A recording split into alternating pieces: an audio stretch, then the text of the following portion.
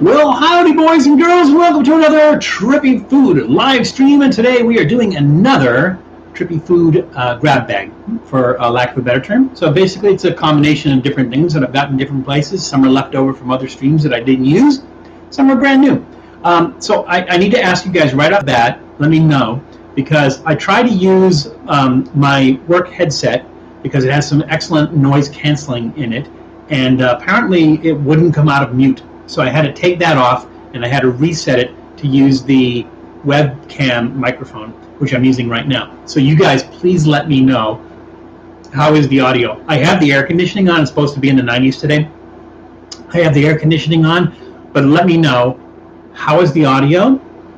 Can you hear the air conditioning in the background? Is it too loud? Let me know. Hey, Jesse is in the room. How you doing, Jesse? Oh, I'm sorry, Jared. Jared in the room. Welcome, Jared. But let me know. Is the audio okay? Can you hear my voice okay? Is it too loud? Not loud enough? And can you hear the air conditioner in the background? Let me know. Anybody? Pop in there. I need to know. These are things I need to. I don't want to go through the whole thing of going through the live stream thinking that you guys can hear me okay, and there are audio problems. So let me know. Audio is better than last time. That's good, Jared. Can you hear the air conditioner in the background? Is the air conditioner too loud? I'm supposed to get hot here, but I have a couple of fans. I could put the fans on if you want. As long as it's good, as long as everything's okay, we're good to go. Alrighty. So I try to do themed live streams whenever I can, but like I said, we just had a collection of stuff and we got some new stuff. So we are doing a what I'm going to call a grab bag. The AC is only humming. Is it annoying though, Janice? Is it overpowering my voice? Is it too distracting? Let me know, because like I said, I can shut that off. I can turn the fans on. It's not too hot in here right now. What do you think, Janice? You're my Robin to my Batman. So I'm relying on you to let me know how the audio is. If the AC is too loud, I'll shut it off. Seems to be I don't know if there's a lag in the chat. I think there should be some sort of tools in here so you can actually kind of see what's going on and everything. Maybe that's why it's good to go to OBS or something like that. But AC is fine. Okay, cool. All right, we'll leave it alone. So yeah, we kind of have a grab bag, a literal grab bag of different things. Hope you guys have had a great week. It is Saturday. Most people don't have to work, but those who do are probably not on the live stream. So there we go. So let's do a brief review of what we're going to do. I'll try to put these in order because some of these I think are going to have really strong flavor, and some are not. So let's start with this. This is Osem is the company. Bissli, if I'm pronouncing that right, is the name of the snack. And we've had which one did we have? The barbecue. I think we had the barbecue ones before on one of our other live streams. But this is the falafel-flavored wheat snacks, which is interesting, I think, falafel-flavored. So that looked interesting, and I decided to pick this one. This one I got at Kroger's, which is at Ralph's, which is our local Kroger grocery store. So if there's a Kroger grocery store near you, maybe they have these. And check those out.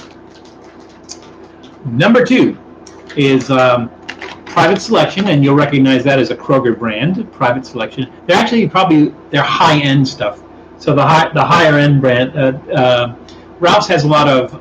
They don't have any Ralph's branded stuff. It's like anything that's branded is going to be Kroger branded or Private Select. So this is our Private Selection. So this is a Private Selection kalbi barbecue flavored beef jerky. So it's a Korean barbecue flavored beef jerky. That looked interesting, so I thought we would try that. And these are distributed by Kroger in Cincinnati, Ohio. Let's see. Number 3, we have Appel. Not sure how to pronounce that. Appel. Farm-raised smoked trout, skinless, in canola oil, ready to eat. And we're going to do that. And this I picked up at Cost Plus World Market. And I know there's a Costco's World Market near you. Well, within a couple hundred miles anyways. Let's see. Ooh, that is some interesting... Oh, okay, I see. So the ingredients are trout fillets, which better be in there, canola oil, salt, smoke, contains fish. Yeah, I hope so. Processed in a facility, it also processes wheat, milk, soy, crustacean, shellfish, shrimp, and eggs. Well, we can eat all that stuff, so that's not a big deal.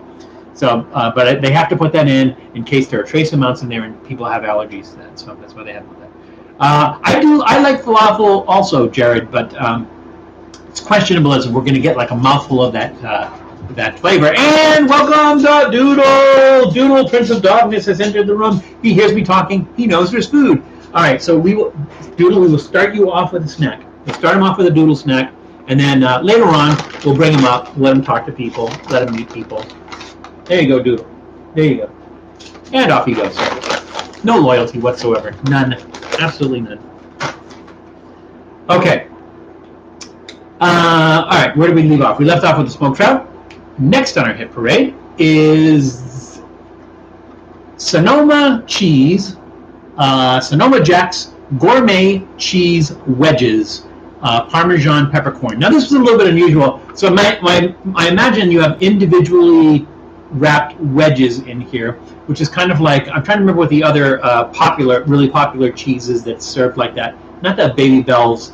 There's another popular cheese that you can buy in just about any grocery store that has the individually wrapped little wedges of cheese that come in a package like this.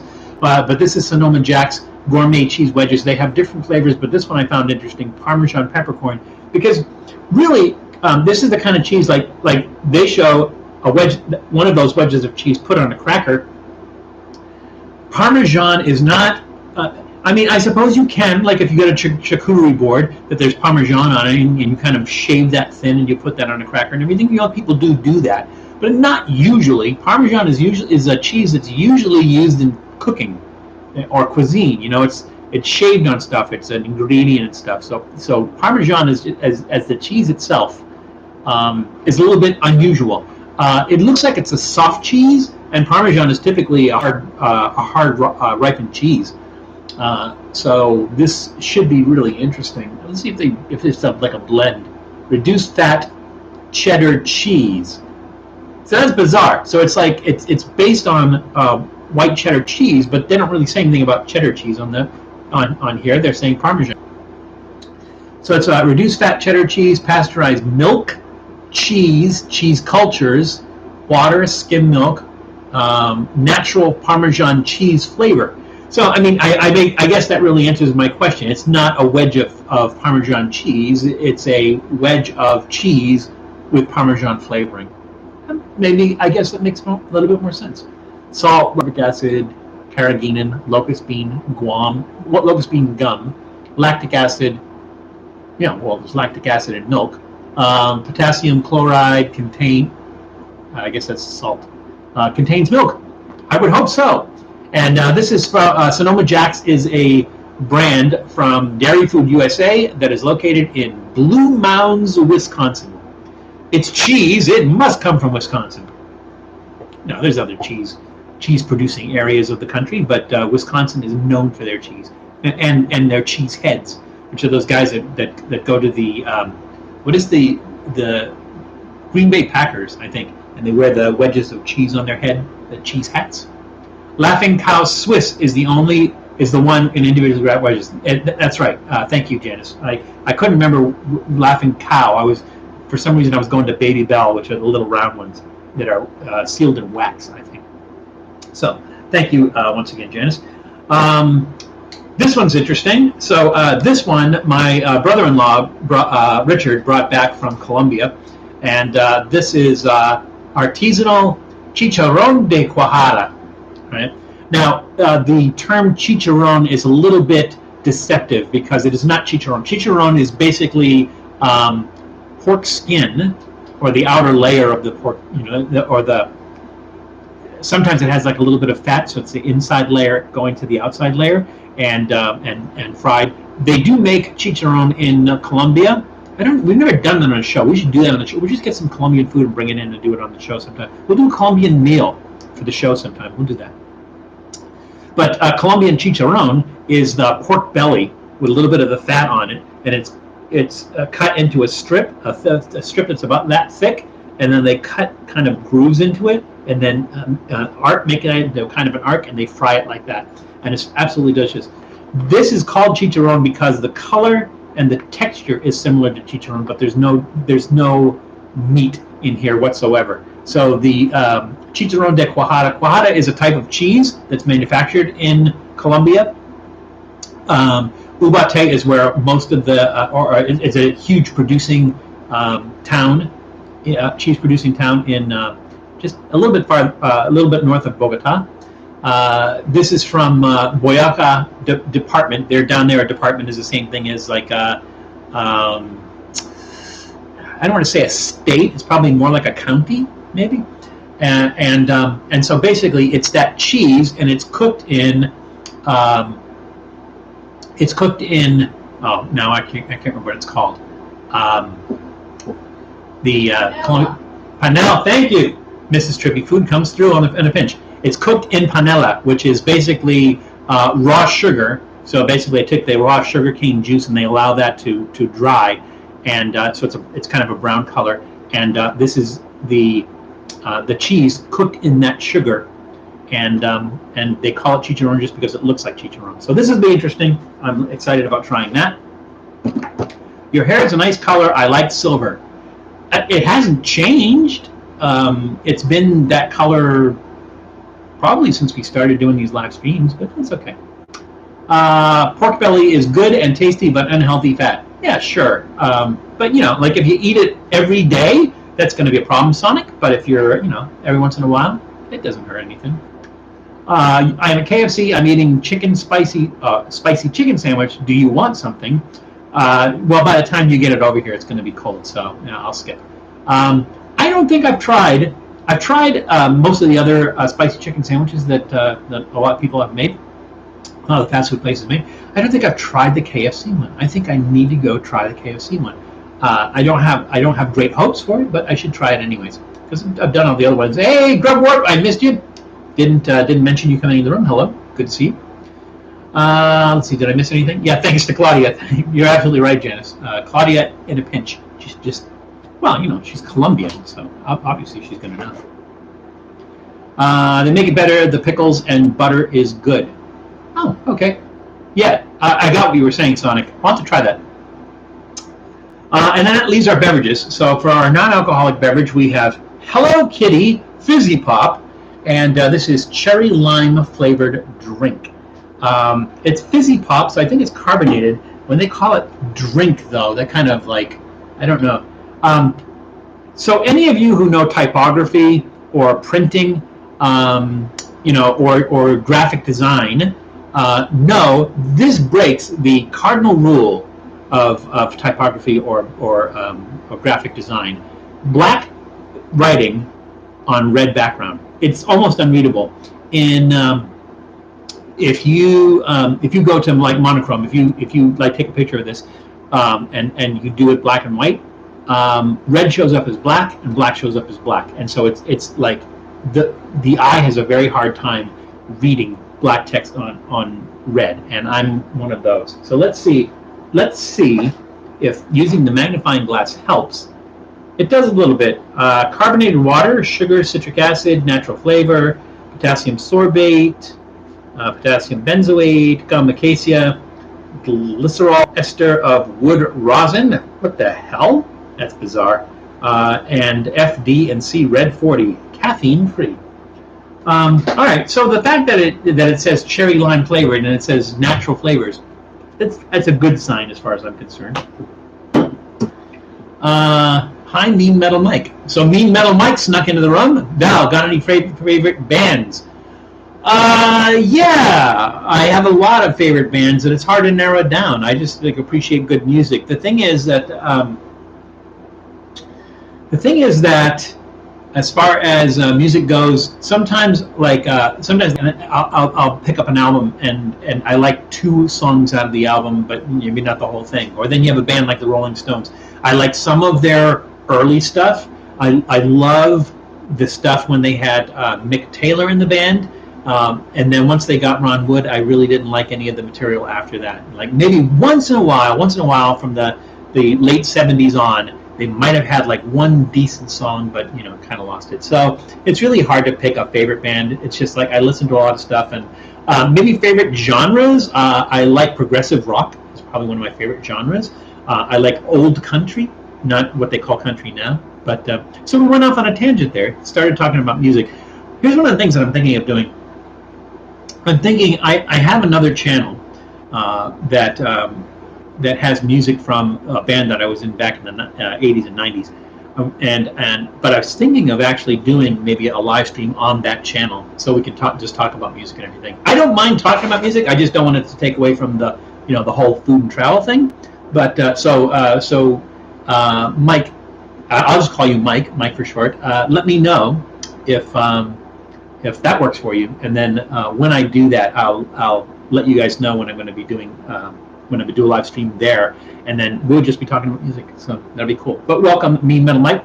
Mike, I don't remember if I'd seen you in the chat before. Are you new to the chat? Are you new to the channel? Like, have you watched before? Let me know. Where are you from? And what brings you over here? So welcome, Mean Metal Mike. Coca-Cola cans are red, and the writing is metallic color. Maybe like if it's like a metallic color, meaning like a silver color, that might be more readable. Typically, if you're going to use red, you want to put white writing on it. It makes it easier to read.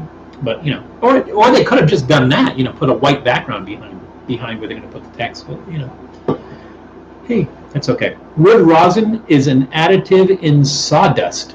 That's exciting. We're having sawdust soda. It's safe to use. Well, I assume so. This is a product of, this is made in the U.S. It's a product of Boston, America, in Woburn, Massachusetts. So, fizzy pop. I think sometimes if you import stuff, there might be some danger in that. Also, if you're going to sell in California, you have to have a Proposition 65 warning on there if there's something that has cancer-causing agent or anything. I don't see a Prop 65 warning on there, so I'm not worried about it. There we go. You are invisible, John. Then why am I reading the words "I am invisible" if you're invisible? I can see you. I can see you. You're not invisible. Bluegrass is okay. Yeah, when I was talking about old country, though, I wasn't necessarily referring to bluegrass, because to me that's a separate genre. I like bluegrass. Also, like hillbilly, like which, and I would call hillbilly like who's the oh my God, why can't I remember the guy's name? He's so Hank Williams. Hank Williams, I consider hillbilly, which is like a predecessor to rockabilly. Rockabilly is just kind of electrified hillbilly. Friend of Matt. Oh, okay. Well, welcome, Mike. Good to see you. Welcome. Rick Beato. So are you saying that my other channel is Rick Beato? Or I mean, I would agree with you here if I take the glasses off. That's Rick Beato right there, right? So I do like Rick Beato's channel, though. You're not invisible. Val did say hi to you before the stream started. Oh, there you go. Thank you, Janice. Well, I said to hi to him again, but that's okay. Val, guess what I am drinking today? Let me think about this. It's a tough one. I'm going to say Coors Banquet. Val, do you like Buddy Holly and Elvis? I like some Elvis. I love Elvis's early, his very early stuff. I love Elvis's early stuff. His Vegas stuff, not so much. And Buddy Holly, yeah, Buddy Holly. I mean, rock and roll wouldn't be rock and roll without Buddy Holly. So yes, sorry. And last, and certainly not least, this is the brewery is Hoof Hearted Brewing, and this beer is called Drop the Fries. Now you'll notice that there are kind of updated versions, so they will not get sued, of fast food characters. So you have kind of a mock Ronald McDonald. That is one. I thought maybe that was supposed to be Wendy's, or maybe it's a McDonald's character. I don't know. That's a Fry Guy from McDonald's. There's the Burger King. Let's see. Are there any other ones? Yeah, Hamburglar, Grimace. So they make them blue instead of purple. so they don't get sued. I think maybe that's supposed to be Wendy. I'm not sure. And there's another fry guy. And this is Clarapella. For those of you who don't know Clarapella, I think she was a trivia question. Who knows what Clarapella's famous line was? And I believe it was a Burger King commercial. In a Burger King commercial, Clarapella is famous for a famous line in a Burger King commercial. And there she is sitting on a burger.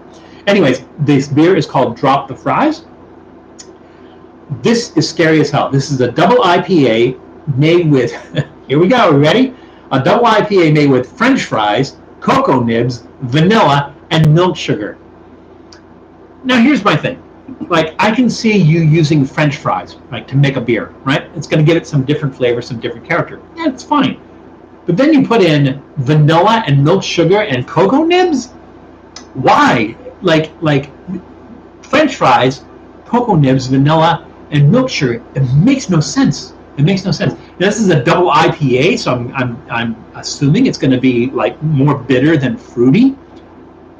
I don't know. I just found it fascinating, and I knew I had to try this. Now, somebody out there, please let me know, because I can't. I've had this for a while, and I can't remember if somebody gifted this to me, like Matt or somebody gifted this to me, or somebody suggested it. So I think maybe somebody on the live stream had suggested this, and that's why I went out to try to find it.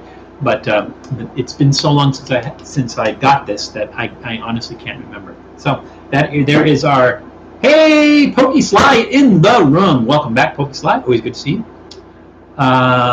Yes, Sonic, Sonic sort of, and Mike, you are correct. Where's the beef is Clarapella's famous line from that. I'm pretty sure it was a Burger King commercial. If you guys know otherwise, let me know. Looks very British art for the beer. Yes, sort of. It's funny because all of their beers, they all have that same kind of art on it. I think I'm trying to remember what it was. Flying Dog is a brewery. We did another one. It's up there on the shelf somewhere. Flying Dog Brewery, and they use Ralph Steadman art for their labels, which is kind of cool.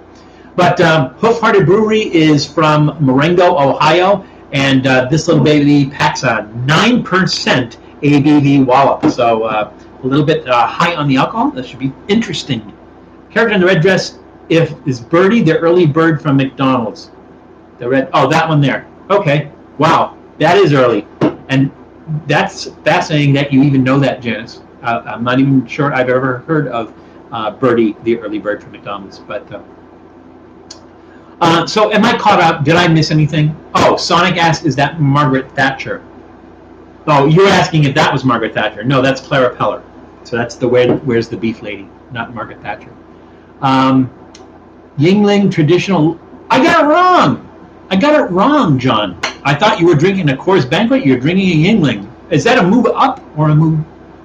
I haven't had the Coors Banquet yet, only because I've had an opportunity to try it, but I didn't want to buy a whole 6-pack. I want to try a single one.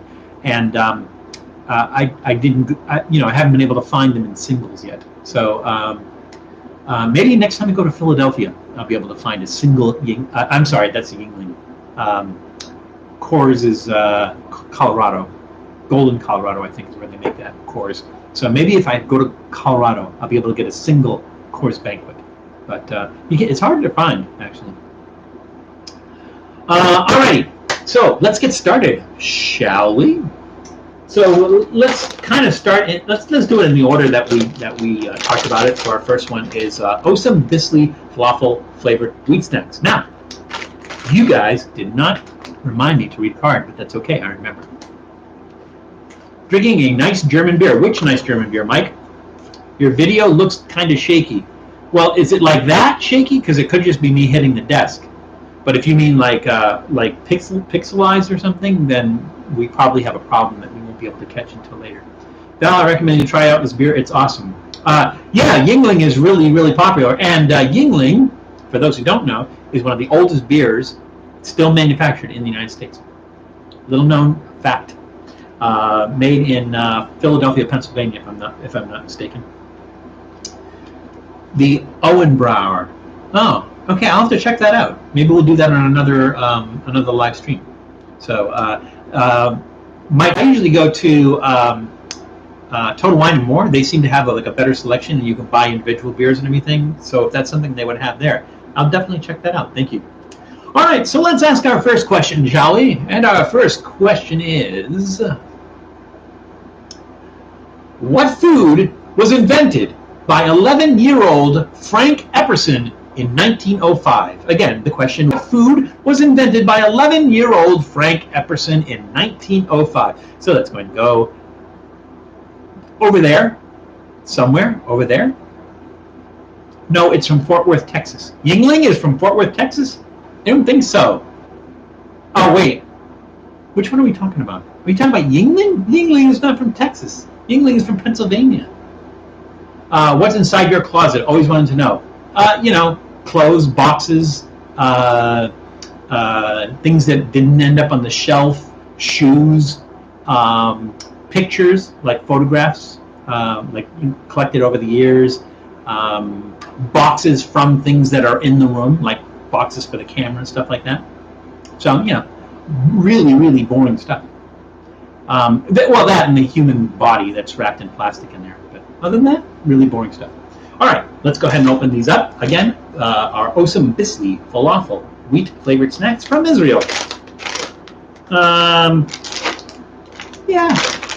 Let's open it from the bottom. Why not?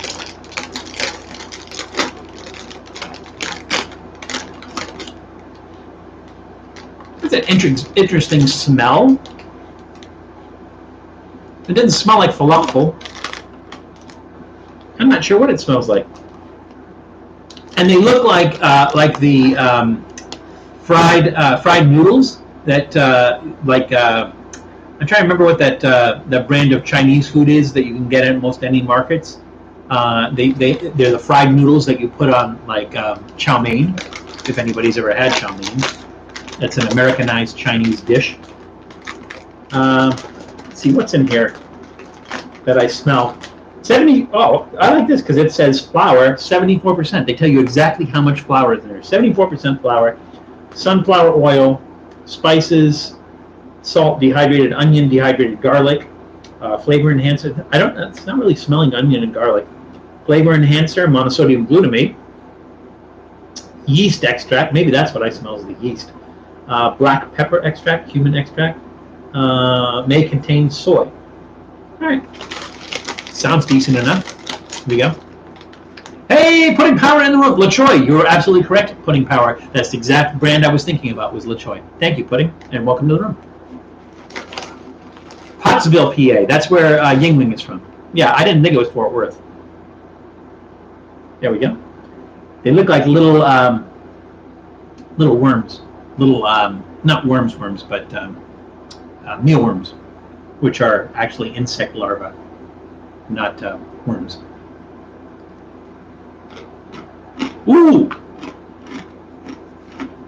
Those are crunchy. Almost tastes like soy sauce, but I know there's no soy sauce in there. Val, have you ever seen Pastor Melissa Scott? She's on YouTube, famous wife of late great preacher Dr. Gene Scott. No, I don't. I'm not really into religious videos, so preacher kind of things. I wouldn't have seen it unless they do something besides, a religious thing, like if they do food or travel or something, maybe. Those are interesting. They almost taste like those LaChoy fried noodles. They almost have that taste. It's mostly wheat. It has a really nice smell.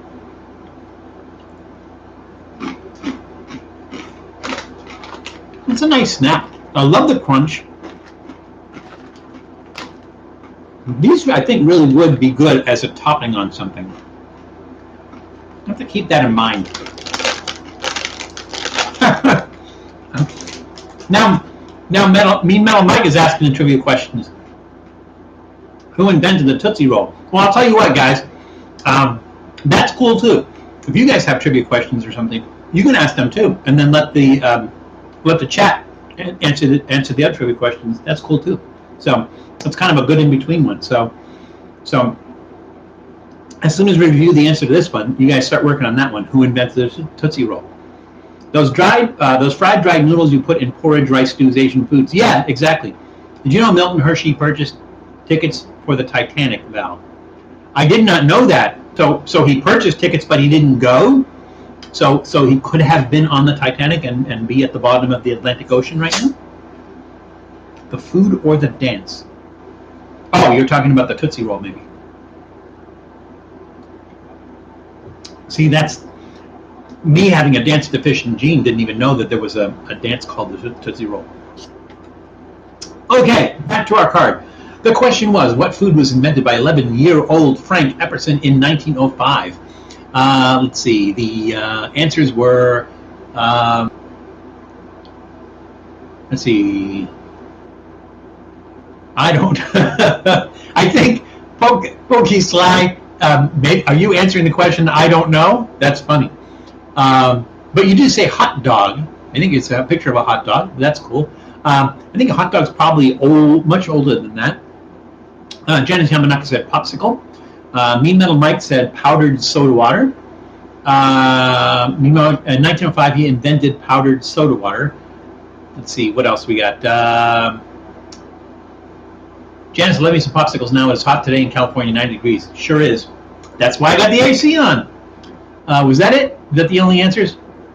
Tom, you want to take a stab at this one? Were there any other answers?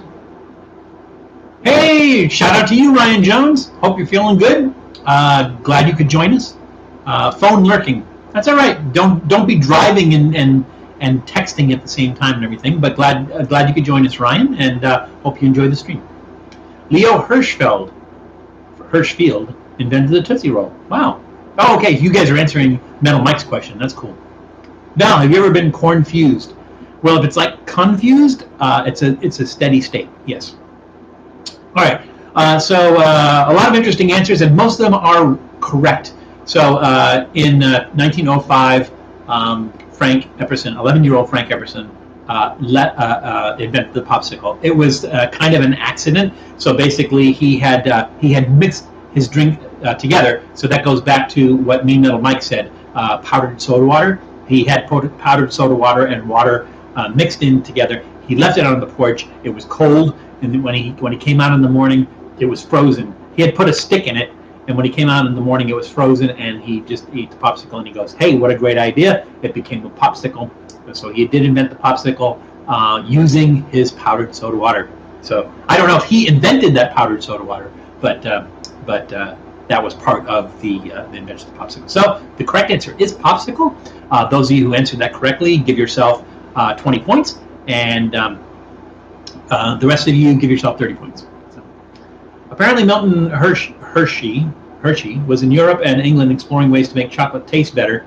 He didn't get it right, apparently, and was booked to head back to America on the Titanic, but canceled at the last minute. Lucky him, right? It's a car I drew. Well, that's cute. There's no seats or top or engine, I think, but that's okay. Dollar Cola. All right, great. Who invented ice cream trucks? They're still working on your Tootsie Roll. No, I guess you answered the Tootsie Roll question, so that's fine.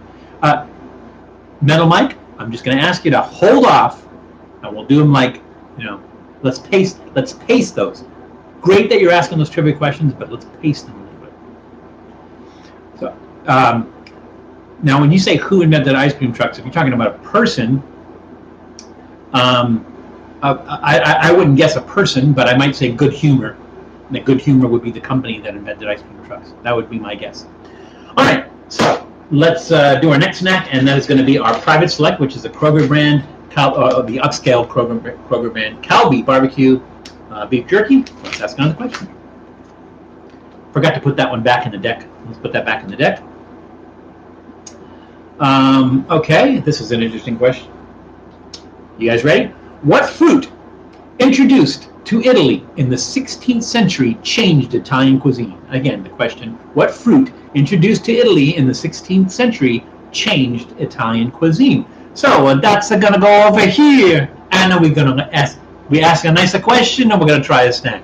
You want to try a snack? It's a nice. By the way, I'm Italian. It's okay. It's okay. Have you ever reviewed strip club food? No. I have eaten in strip clubs before. I've never reviewed the food. It's going to be difficult because I doubt they would let you film inside the strip club. There are almost always loud music going on in the strip club. And to take it out of the strip club and review the food is highly unlikely. So I don't like, the only way I might review strip club food would be to do it like for the blog, but for video, I don't think that's ever going to happen. I don't think it can happen. There are several unusual places that serve food that I would like to cover. Like one of them is prison food. I would love to cover prison food. I'd love to do an episode on prison food. I'll see if I can make that happen. I've got to make sure I'm doing it in a safe manner. But I would like to do prison food. I've already done school food because earlier this year, I think we did a LAUSD school lunch episode. So that was another interesting one that I wanted to try. But strip club food might have to be something that has to be blogged, but prison food is something that we might want to do. So we'll see. Yes, Sonic.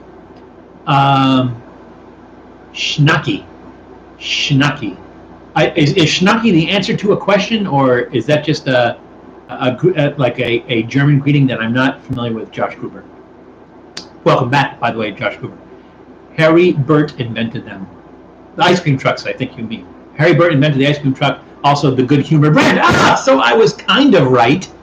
I would have figured the first ice cream trucks were Good Humor. I didn't realize that Henry Burt was the guy who was the Good Humor brand. So there we go. All right. I like learning stuff too.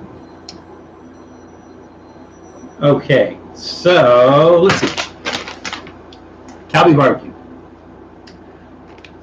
I asked the question. I did ask the question. Let's go ahead and try this next.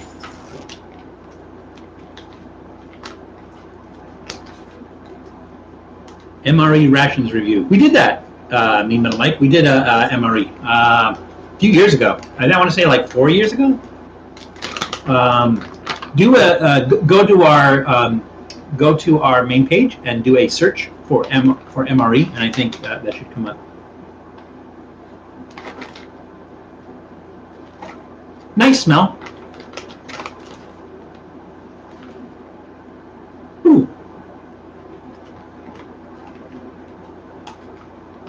It looks like it looks like kalbi. It doesn't look like jerky. A lot of moisture to it. It doesn't have that woody texture. By the way, did I rate these? I don't remember if I rated these. That was a thumbs up. It was a big thumbs up.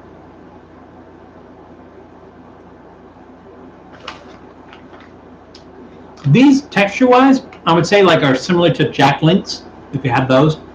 A lot of moisture to it. It doesn't require a lot of chewing. It doesn't have that dry texture of like wood. It's really nice. I would say gnaw on that. You really don't have to do a lot of chewing on that. You do get the teriyaki flavor. It says flavors of teriyaki, wine, pineapple juice, and sesame oil. There's pineapple in there. It's slight. They do use teriyaki sauce, which is the soy sauce, which is the strongest flavor there. Garlic powder, brown sugar, soy sauce, again, strong flavor, soy sauce, mirin, corn syrup, pineapple juice. Wow. Ascorbic acid, rice vinegar, sesame oil, garlic, and onion. Yeah, a lot of good flavors. I don't know that it really takes me to kalbi style Korean barbecue flavor. It's good. It's just to me it's more like a teriyaki beef. Flavor wise, thumbs way up. But as far as reminding me of kalbi, maybe in the middle. So I'm going to go thumbs up. Maybe trending down slightly, only because it really doesn't take me there to Korean kalbi but it's okay. It's pretty good. Display-wise, really good. Thumbs up. Val, I should have been born in the medieval times. Maybe you were, and you were reincarnated. You ever stop to think about that, John? John, I've been to medieval times. Love those wilderness battles. The food is great. Thought you should review the food and fun there. Is for kids and adults safe. Well, if they let me film, that would be fun. That's a good idea, Sonic. I don't know how many. Like, I've never been to one. How many people, show of hands or something, have actually been to a medieval times? Dites. What does that mean, Metal Mike? Dites? Is that your guess on the Italian fruit? All right, let's go back and revisit our card. And then, Metal Mike, throw out another trivia question. So, the question was, what fruit introduced to Italy in the 16th century changed Italian cuisine? So let's see, what were some of the answers on that one?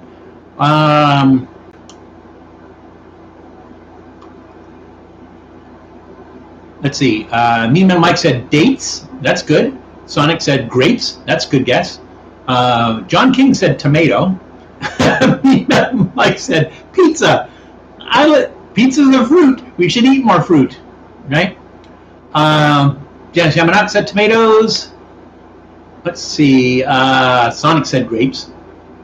Okay, I see, Metal Mike. I got the spelling wrong. You were saying dates. Okay. Was that it? That was it, I think. The correct answer is, in fact, tomatoes. What might have thrown people off is most people think of tomato as a vegetable. It is, in fact, a fruit.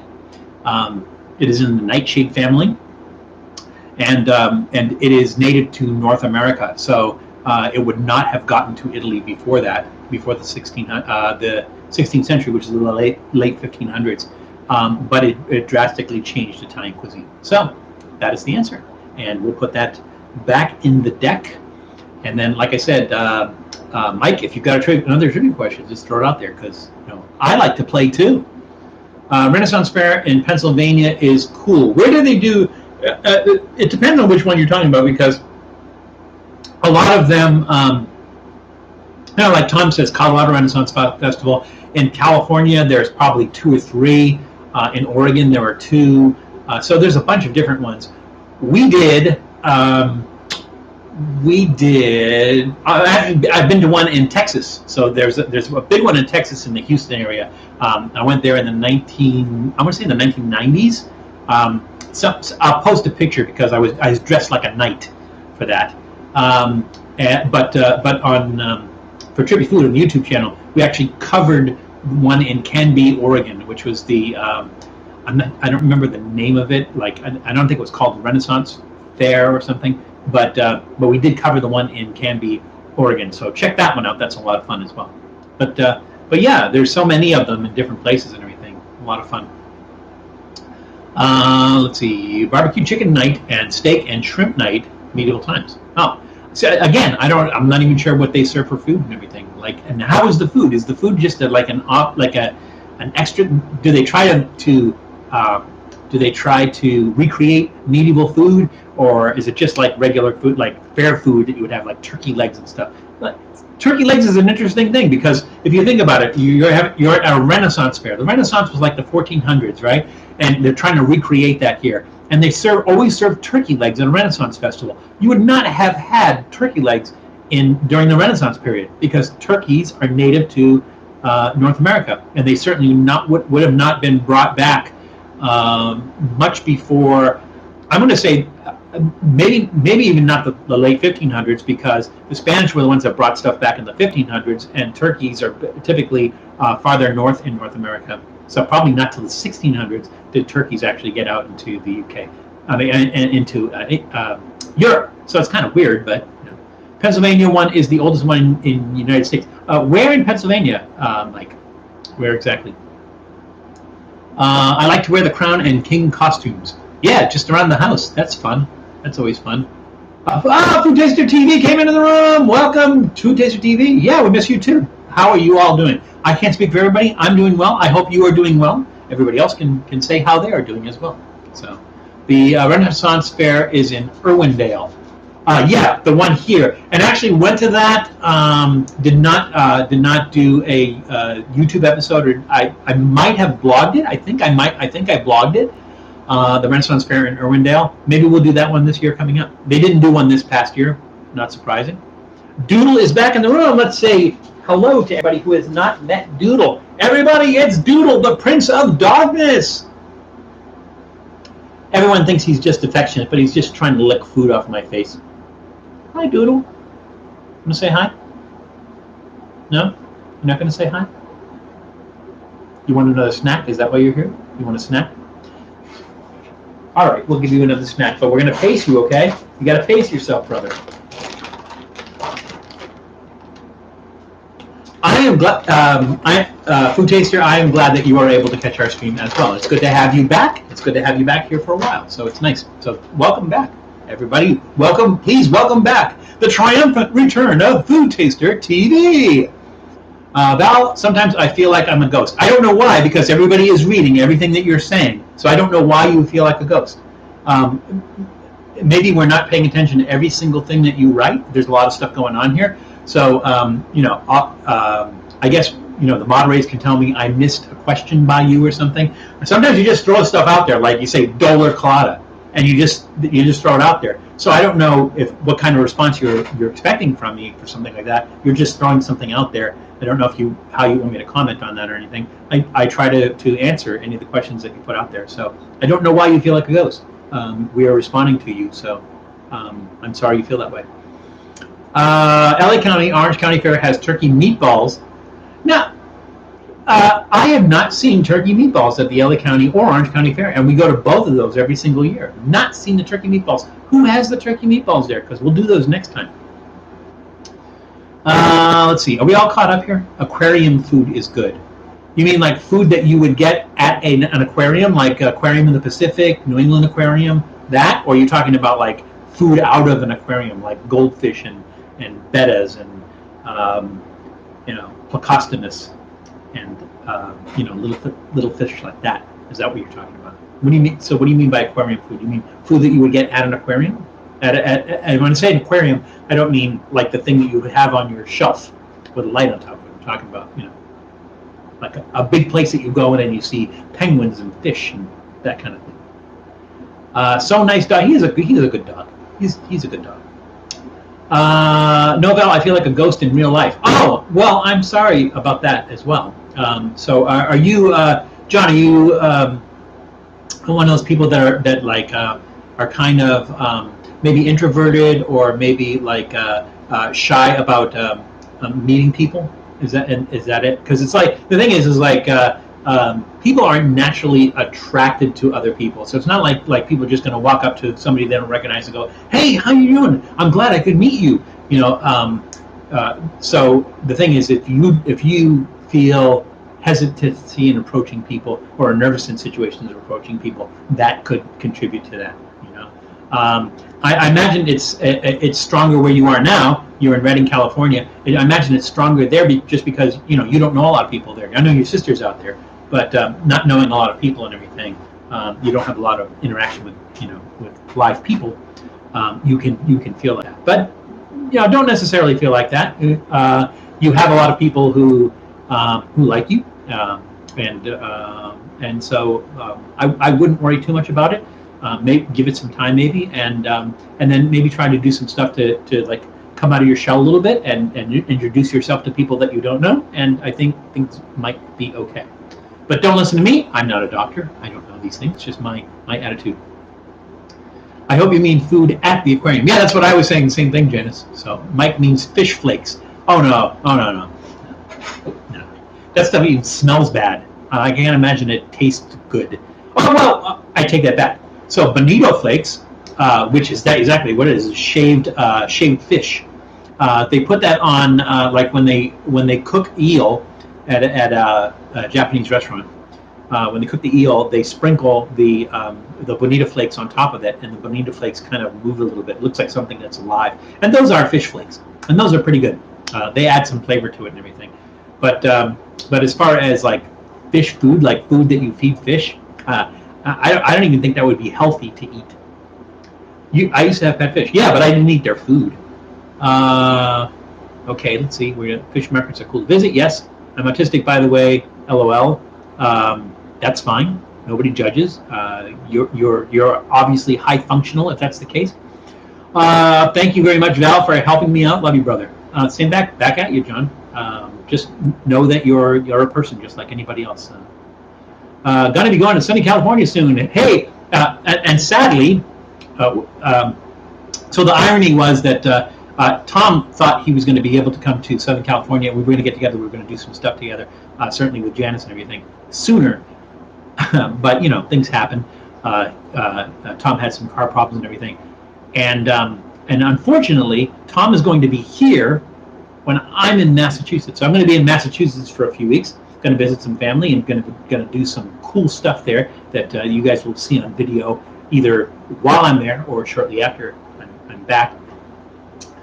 And so unfortunately we're not going to be able to get together at this time. So hopefully at some other point in time, or maybe I'll do like a road trip out to Colorado and catch up with Tom there. So glad you are able to come to Southern California, and I will give you lots of suggestions for things to do while you're down here, Tom. And hopefully you'll get together with some of the other people here, like Janice. But sorry that we're going to miss you. So, see, Janice is already on top of it. All right, let's get back to our... we're okay. We have an hour left. We've got 3 more snacks and our beverages. I haven't opened a beverage. Let's do that now. Let's open our non-alcoholic beverage. So we're going to open up our Hello Kitty Fizzy Pop Cherry Lime flavored drink, which means we have to ask the question. All right, this is a fun one. So the question is, what dish was invented in 1924 by Cesar Cardini in Tijuana, Mexico? Again, the question, what dish was invented in 1924 by Cesar Cardini in Tijuana, Mexico? So that goes over here in Mexico. How do you say over there in Spanish? ¿Cómo se dice en español? Over there. We're putting the card over there. La carta. The card. Over there. All right. Val's drinking sawdust. Yes, we are drinking sawdust. Did Doodle come back in, Jared? I see you saying, hey, Doodle. Did he stick his head in? Did he actually come in? I missed him. Julie ever host your live stream? No, Julie did not host a live stream. But I'm going to be staying with Julie in Massachusetts, so maybe we will do a live stream in Massachusetts, and we'll get Julie on to do the live stream with me in Massachusetts. That would be fun, I think. That would be fun. Let's do that. It would be great meeting you in person, Jen. Oh, okay, good. Everybody's talking. That's cool. All right, so let's go ahead and open up our Hello Kitty Fizzy Pop Cherry Lime flavored drink. Again, made in the United States for Hello Kitty is branded.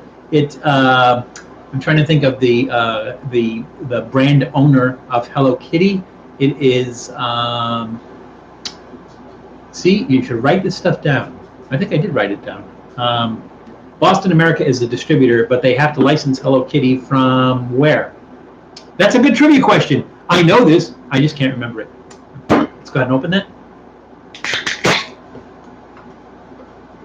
Yeah, it would be. I haven't asked Julie yet. I don't think she'd have a problem with it, but we should do that. We should do a live stream with Julie. No, I'm up there. I'm going to guess it's red. It's a guess. And I was right. Well, it's pinkish. Maybe. Pinkish.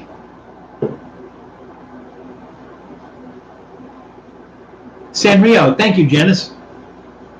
My God, you're just a font of knowledge. Where would I be without you, Janice? Answering all my...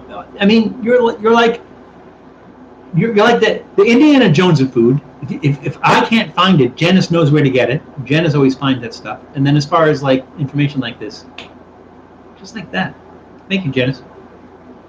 Hey, Steve Russell is in the room. Welcome back, Steve Russell.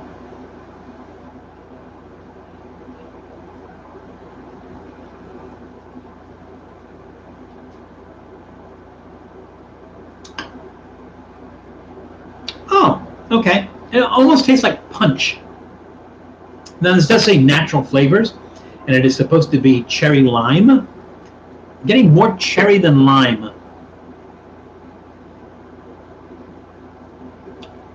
It's not exceptionally fizzy. I don't know if you can see that. Not a ton of bubbles in there. It's carbonated, but it's not like really, it's not as fizzy as this says. Maybe I should drop it like an Alka-Seltzer in there, maybe make it more fizzy. It's sweet. It almost tastes exactly like a cherry Jolly Rancher. That's what it tastes like a cherry Jolly Rancher. Wow, that's interesting. I don't know that I could drink a lot of that. I probably could not drink a lot of that, and it's not something I would drink on a regular basis or anything. It's not bad. If you like sweet stuff, you would love it. It's really exceptional. It's sweeter than any other soda that I've ever drank. It does have a nice cherry flavor to it, and like I said, it to me it tastes like a Jolly Rancher. So I'm going to go ahead and give that a thumbs up. You know, maybe not an enthusiastic thumbs up, but a thumbs up nonetheless. It delivers. It's fizzy. It tastes like cherry lime. So they did a good job on that and everything. It's just maybe a little bit too sweet for me and something that I would not drink on a regular basis. So thumbs up, but not an enthusiastic thumbs up. That'll make your pee bloody red, Trippy Food. No, you know what makes your pee bloody... well, I don't know what makes your pee bloody red, but like, have you ever eaten beets? You know when I'm talking about red beets? And then, like, not to digress into bathroom humor at this point in time, but if you poop afterwards and then you look and you're like, oh my God, am I bleeding? Am I bleeding? And you forgot you ate beets. That will have that effect. But I don't remember if it colors your pee as well. I don't remember that. Black licorice can have that same effect. Again, don't know if it changes the color of your pee or not. So, have you ever reviewed milk chocolate popcorn flavored M&Ms? Milk chocolate popcorn flavored M&Ms. So is it the popcorn is flavored like the M&Ms? The M&Ms are flavored like popcorn? The answer is no, obviously. But is it popcorn that's flavored like M&Ms, or is it M&Ms that's flavored like popcorn? It sounds interesting. Either way, the answer is no. Now you should have a keg party. The last keg party I had was a Halloween party that I did, I want to say 2003, when I lived in Massachusetts, did a keg party. And this is in Massachusetts on Halloween. And because it was Halloween, we put the keg on the back porch to stay cold. There was a lot of people there. But you know, a keg party is a keg party. It's not like, maybe if I'm doing a keg party with a keg full of Yingling, that might be interesting. But if it's like a keg full of Budweiser, but you know, it's a keg party. Nothing interesting about it. Maybe there is some sort of beer type event that we could do that would be interesting at the same time. So it's not a terrible idea, John, but let me think about how to develop that idea into something that would be more interesting than just sitting around drinking from a keg. Got a bunch of exciting snacks from Walmart today. Let me put some interesting videos coming up. Can't wait. Sounds exciting. All right. So going back to our trivia question. Our trivia question was, what dish was invented in 1924 by Cesar Cardini in Tijuana, Mexico? And the answers were, let's see. Go back up here. Janice Yamanaka said Caesar salad. Sonic said nachos. Mean Metal Mike said burritos. And salsa verde. Let's see. Anything else? I think this was John King's guess when he said Mosca salsa. Mean Metal Mike said tequila. Tequila actually comes from a different region of Mexico, but it was not invented by Cesar Cardini. That looks like all the answers. The correct answer was, in fact, those of you who guessed, those of you, it was like Janice guessed Caesar salad. Janice is absolutely correct. Cesar Cardini was an Italian immigrant who opened up a restaurant in a hotel in Tijuana.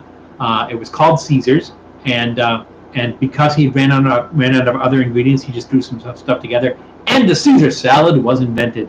So if anybody asked you, about Caesar salad, thinking it is Italian. It was made by an Italian, but it was invented in Mexico. So there we go. Janice, you got that. You're the only one that got that right. So take off 10 points. Let's see. Are we caught up? We are caught up. I'm having keg party on Halloween, and you are always welcome to come. Well, thank you, John. I'm not sure. I think I will be back by Halloween, back to California, but I don't know what's going on for Halloween, so I'll have to let you know. M&M sounds exciting. Wish you had them in Canada. Got that. I don't know if there was still. They are M&Ms that are flavored like popcorn. No.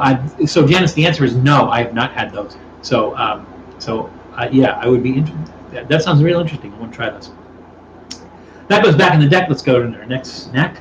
We're doing okay on time. We're getting sidetracked a lot. We're going kind of off on tangents and everything, but it's okay because we have plenty of time. Got 3 snacks and beer left, and it's only 2 o'clock, so we're good. What I might do is, just so that we get that beer open and try that, we'll do a snack, and then we'll open the beer. So let's do that. So before we open up our next snack, let's read another card. Unless Metal Mike, you're asleep at the switch. I thought you were going to throw out some more trivia questions, but that's okay. If you got them, throw them out there. If not, that's okay, because then I get to answer them too.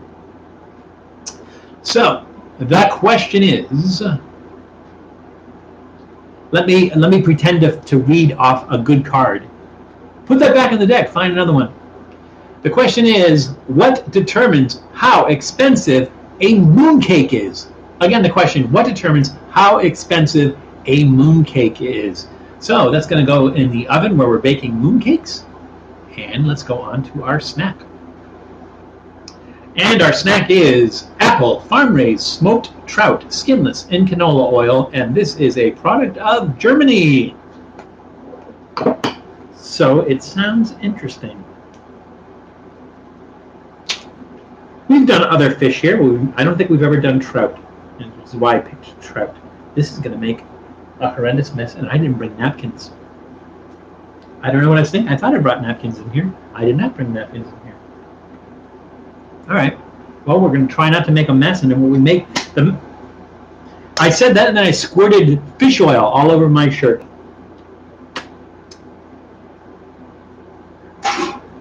Ooh, that is a nice smell. It's a nice smoky smell. I would turn that can so that you can see it, but then all that oil will go all over my desk, and I really don't want to do that. I brought a plate to put that on, so we will limit the amount. Oh, I do have napkins. Silly me. What is Alaska's most original delicacy? Me, Metal Mike, I'm going to say moose nose jelly. That's what I'm going to say. Moose nose jelly.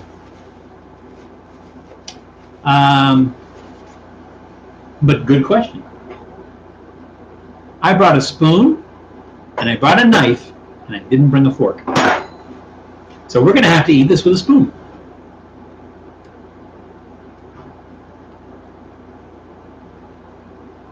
There we go. That's a tiny trout. That is not a big trout. I don't know how you... Let's see if I can do this without making a total mess. Can you guys see that? Put it in front of my face. Get a real close-up on that one. That's a trout fillet. Cheers. See if I can get some of that oil off there.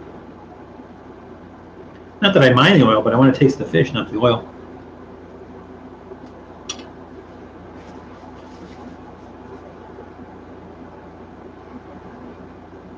Similar to sardine, a little drier.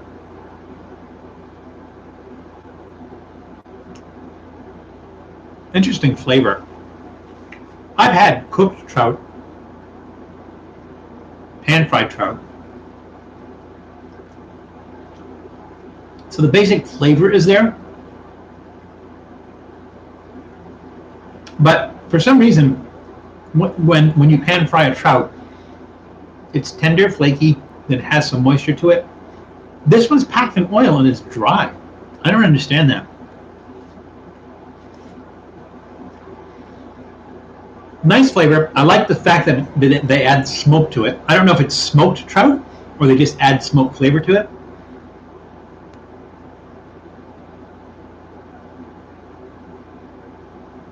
So I'm going to give that a thumbs in the middle, trending up, right? So It's not bad. I like the trouts. I like the smell and that smoke flavor. The fact that it's kind of dry is just, it boggles my imagination, and I'm not sure why it's dry. And so I'm going to thumbs in the middle, maybe trending up a little bit. So I will finish that most likely. But that's my story, and I'm sticking to it. Let's go back to our card, our trivia question. And our trivia question was, what determines how expensive a mooncake is? And the answers were none. Nobody answered. Oh, wait, I take that back. I'm sorry. John King says the size of the mooncake. Let's see. Janice Yamanaka says the number of salted egg yolks that makes it more expensive. And I think that was it. So the correct answer, Janice, is again correct. The number of salted egg yolks that makes it more expensive. So you have up to 4 in a single mooncake. The more you have, the more expensive it is. So mooncakes are sort of like what do you call those things that you eat at Christmas? Not fig cake, fruit cake.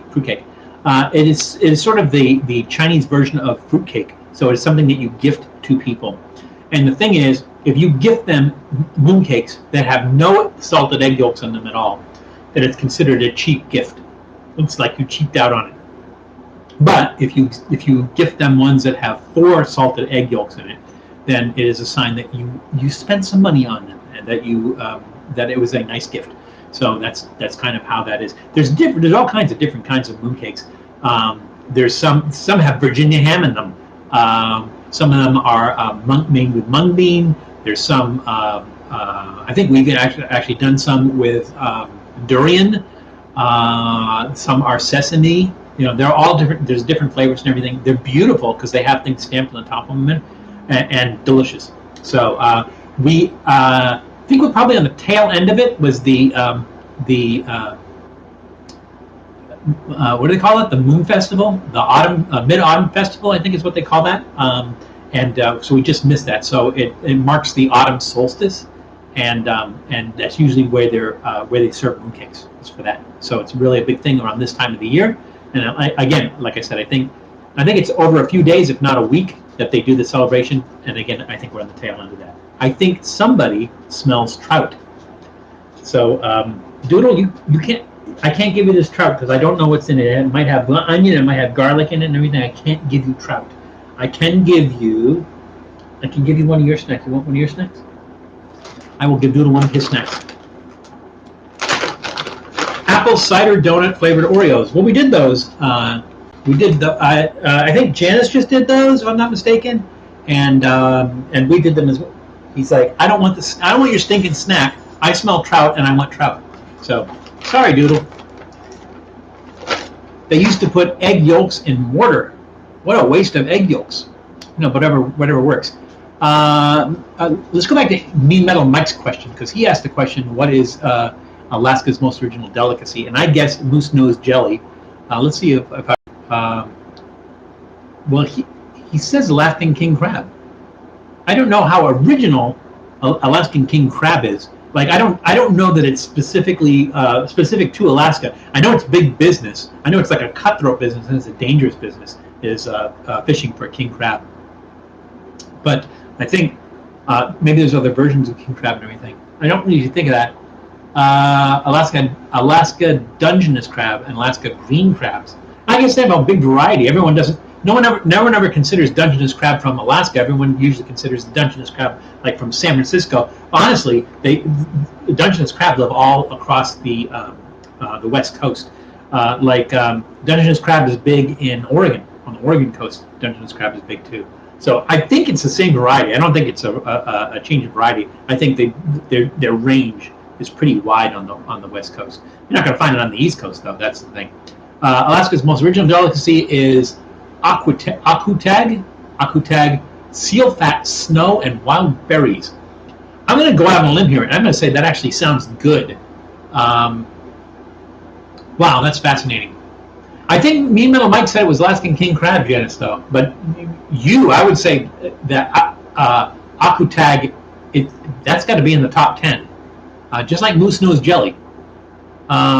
So I don't know, was that John? John, tell me. So you said apple cider donut flavored Oreos. Were you doing that as an answer to Metal Mike's question, or were you just saying apple cider donut flavored Oreos? Because again, I think I did those and Janice did those. Katamashi, just wanted to jump in, give you a like, and let you know I appreciate you. Well, we appreciate you too, Katamashi, and glad you could join us. So welcome. If you're going to stick around for a while, and if not, hopefully we'll see you again soon. So thank you. Val, where did French onion soup come from? Would I be wrong if I said France? I probably would be wrong if I said France. I don't have the luxury of looking that up, but I would. I honestly don't know. Don't know that. That's interesting. And here's another question: is there an onion soup and a French onion soup, and is there a difference?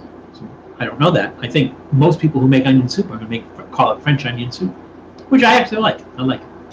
Bought some of those this morning. Janice probably won't be good with beer.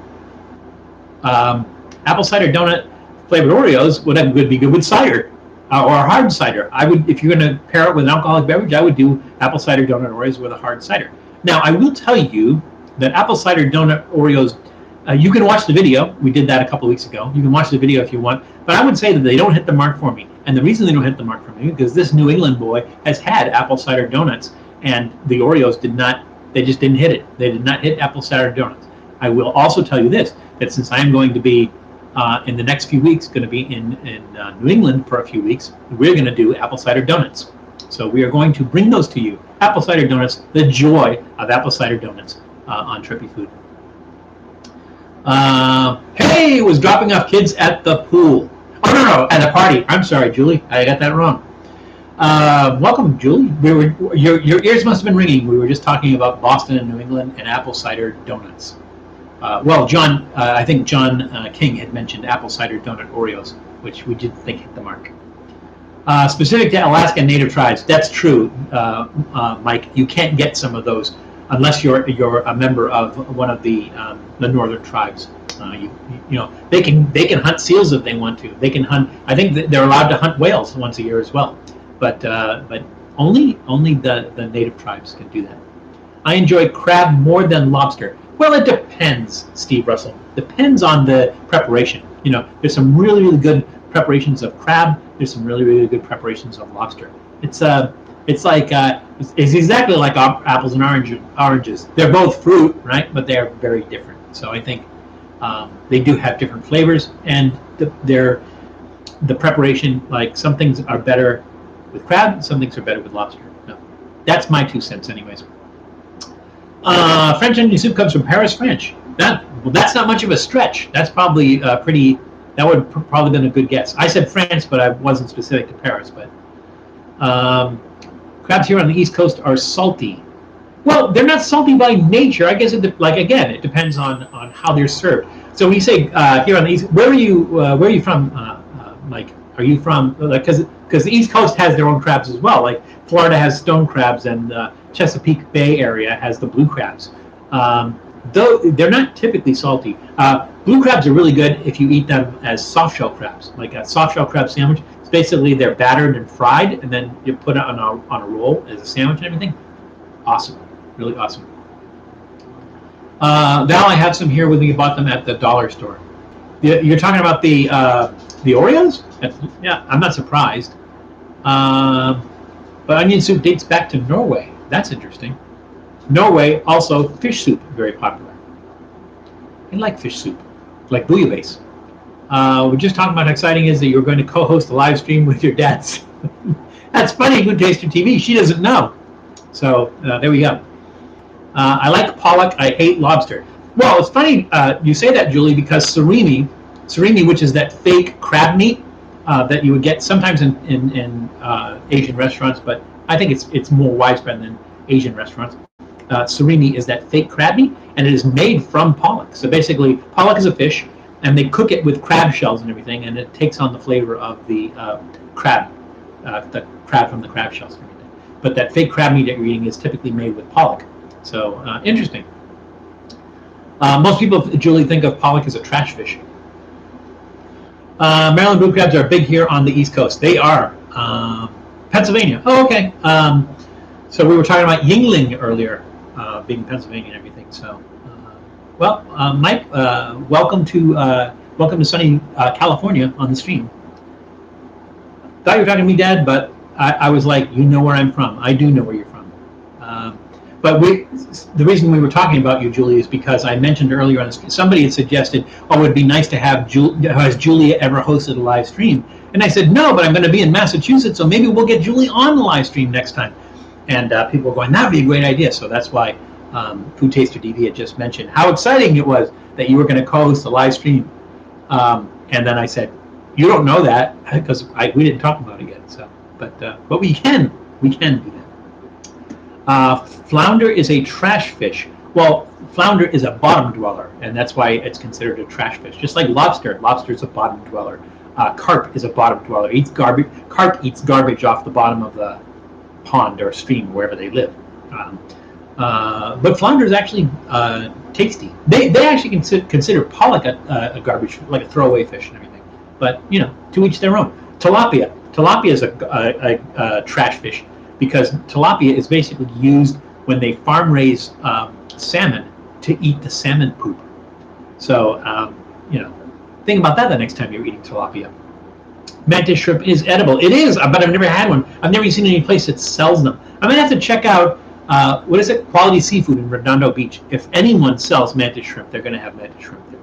Hey, flounder is Ariel's best friend. How dare you? Yeah. Sometimes your best friend gets eaten. It's part of life. All right, we have 2 snacks left. We have our alcoholic beverage. We did 3 snacks already. Let's open up our alcoholic beverage. So before we do that, let's read a card. And the question is, what dish was invented by Elmer Dyer? I got to pretend like I'm reading from the card. What dish was invented by Elmer Dyer in Memphis in 1912? Again, the question, what dish was invented by Elmer Dyer in Memphis in 1912? So, let's go over here in Memphis. Thank you very much.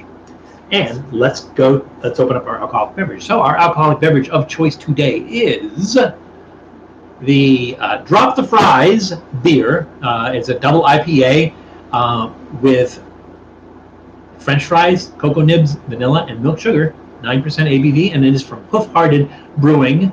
It's called Drop the Fries. Hoof Brewing is in Marengo, Ohio, and all their cans have this wacky art on it. So we'll go ahead and open that up. Sardines, mackerel are yeah, that's why they're cheap. Like you buy a can of mackerel, a big can of mackerel for cheaper than you can buy a can of tuna. Mackerel's cheap. It has a unique flavor though. For some things it's okay. But mackerel is fish. Looks like sardines. Mantis shrimp supposedly tastes better than lobster. I'm not surprised.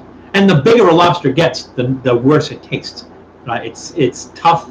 And it lacks flavor the bigger they get. So the bigger everyone's going like, oh, I want the biggest lobster. The biggest lobsters have less flavor. It's always good to go with the smaller lobster. Go with the chicken lobsters, I think is what they call them. They're like a pound to a pound and a half. Those are the best ones.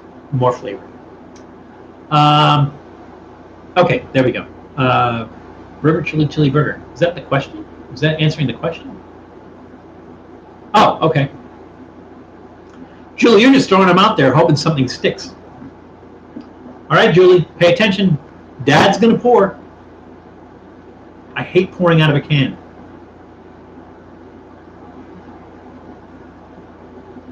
And we are using our tornado glass. It's kind of an odd color. It's like a pale yellow color.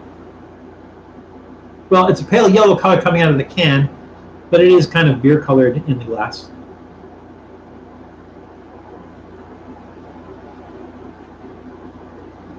That ought to be good. The beer tornado. I love looking at that. That's like a lava lamp. If the bubbles in the beer lasted long enough, I would just put that on a light and just watch that for hours. But it's not going to last for hours. So there we go. I want to try lionfish. Yeah, Steve Russell. The thing about lionfish is an invasive species in the Caribbean right now, and it's gotten to the point where they're not going to be able to control it now. It is gotten past the point of being able to control it. However, people are encouraged to kill them and eat them. They're apparently very tasty. I know that they had lionfish for a while at Exotic Meat Market. If you go out to Exotic Meat Markets, plural, .com or exoticmeatmarket.net, look on their website. They may actually have lionfish, and if they do, you should order some and try it, because they're an invasive species, and we need to get rid of them. So yeah, if you get an opportunity to try it, you should definitely try it, Steve. I would say. Okay, let's see. Lionfish is poisonous. It is poisonous. So what you want to do is, if you're preparing it, if you have the whole fish and you're preparing it, you want to just take a pair of gloves, cut the fins off, cut all the fins off, and then you're fine, because the toxin is in their little spines on the end of their fins, and the back fins, and so if they hit you, they're poisonous. So the thing is, just, take a pair of scissors, cut the fins off, and you're good to go. They're not like blowfish, pufferfish. Their toxin is inside, so it's in the liver. So if you nick a piece of the liver and everything, it's a neurotoxin that paralyzes you, and you'll be dead in 20 minutes. But lionfish, I don't think are as poisonous, but they are poisonous. But their poison is strictly in the spines on the fins and everything. Cut those off, and you're good to go. Beernado, yeah, Beernado. It's subsided somewhat. Try to get a good angle of that. I mean, it's still going, but that's fine. Sorry, I missed the question. Okay, your manuscripts have lobster and mussels, very sweet meat. We'll have to try that. Mantis shrimp are poisonous, but not enough toxin to kill a human. Wow, that's interesting. That's good to know. I would have bought a dozen of them. Julie, you didn't rate the pour, and look at the head. Look at the head growing on that, just because of that beer tornado. Right? You know what? Do I have a? I was gonna say if I could find a straw and get past it. You know what? Here's what I'm gonna do. I do have a spoon. And I have a cup. So here's what I'm going to do. And hopefully this won't taste like trout. So is the video still good? Is the audio still good? I don't know, that's enough. Oh. Beer foam and trout. Not a good combo. So I'm not going to do that. There's a crab in Asia that will kill you if you ingest their meat. Ooh. Find out what that is, Steve. Going out for lunch. Bye for now, guys. Hey, Food Taster, good to see you again. Glad you could join us. If you finished lunch early, come on back and join us. We still have a little bit more than half an hour left, so we're good. Video and audio is still good. Thanks, Jens. Cheers. Julie, did you rate my pour? I didn't see you rate my pour, Julie.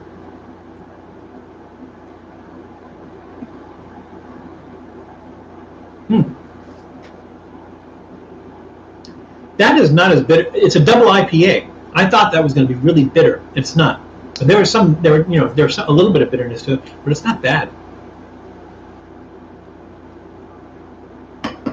You said good, but you didn't rate it. Good isn't a rating. 1 to 5 or 1 to 10 is a rating. Good is just good. Good is like a C. If you're going A, B, C, D, F. Toxic reef crab. That sounds scary. Although something deep inside me wants to try it. I don't know. I'm just weird like that. Yeah, Julie. It's I think the head is because I'm using the tornado glass, the beer tornado glass. So it just makes that head. It just it wasn't that big while I was pouring it, but then it just kept on going up. By the way, do you have a beer tornado glass at your house? So like when we drink that some of those fun beers that we're talking about having when I come up. Are we going to do beer tornadoes? I'll play tornadoes. It was used as a means of suicide. There was a sumo wrestler who decided he was going to commit suicide, and so basically what he did was he went into a restaurant and he just ordered plate after plate of fugu. Fugu is the blowfish. He just ordered plate after until he finally got one that killed him. Which makes a great last meal. Like if you're in prison and you're on death row, they go, "What do you want for your last meal?" Order fugu. It's a win-win. in my opinion. Hopefully, I'll never be in a situation where I'll be on death row. But if I am, fugu is going to be my last request. Horseshoe crabs are edible, not much meat, but the shells have omega-3. Well, so do you use something for the shells, or is it that if like say you steam them or something, you get the omega-3 out of the shells, or don't, like I imagine they kind of have paper thin shells, if I'm not mistaken, if I remember correctly. So do you fry them so that the shell becomes like crispy and you just eat the shells? How does that work, Mike? Horseshoe crabs, I've caught them before, like in Massachusetts. We used to catch them. You know, I got a big one time. It was like just the shell, it's maybe about that big around, and then the tail, you know, long tail that comes out of it. But yeah, I think horseshoes are kind of prehistoric, if I'm not mistaken. Steam them, only edible way. Oh, okay. Yeah, I imagine there's not much meat on it, because I mean, you could see that when you turn them upside down. You just see some legs, and you don't really see much of a body in there. All right, so before we opened our alcoholic beverage, which I didn't rate, but I'm gonna give it a thumbs up. Here's the weird thing: is like the ingredients: cocoa nibs, vanilla, milk sugar, and French fries in a double IPA. That just sounds so crazy. There's no way it's going to work. But actually, it's kind of a mild taste. It's actually not bad at all. I don't taste cocoa nibs in here. A little bit of vanilla. It doesn't have any kind of like milky taste to it. And if it has a French fry taste, like a potato taste, a French fry taste, and everything, it's subtle. This is actually a pretty decent IPA. I like this better than some just like regular IPAs. So let's give it a thumbs up for me. It's a big thumbs up. I'm very surprised. A lot better than I thought it was going to be. You do not have tornado glasses. We're just going to have to make do then. That would be a good beer video for you and Matt. Which one, Mike? What would be a good beer video? I'm sure I said something and I just can't remember what I said. Let's go back to our card, and the question was, what dish was invented by Elmer Dyer in Memphis in 1912? And the answers were, we started talking about crabs and lionfish. Let's see, how far back do I have to go? Okay, Mean Metal Mike said barbecue spare ribs. Julie Couture said burger, chili burger, and glue. So there's 4 guesses there. Mean Metal Mike, you said crinkle cut fries, but I'm not sure if you were referring to the French fries that are in the beer, or that was your guess, or a guess. Let's see what else we got here. I don't see any other questions. I can't believe that Janice would not have answered that. Oh, there we go. He invented the burger that's fried in the grease, Dyer's Burgers. Yeah, so apparently Janice is absolutely correct. So Elmer Dyer in Memphis in 1912 invented the deep fried hamburger. And so there's a place called Dyer's Burgers, which is I guess the extension of the place he opened in 1912. He's not with us anymore.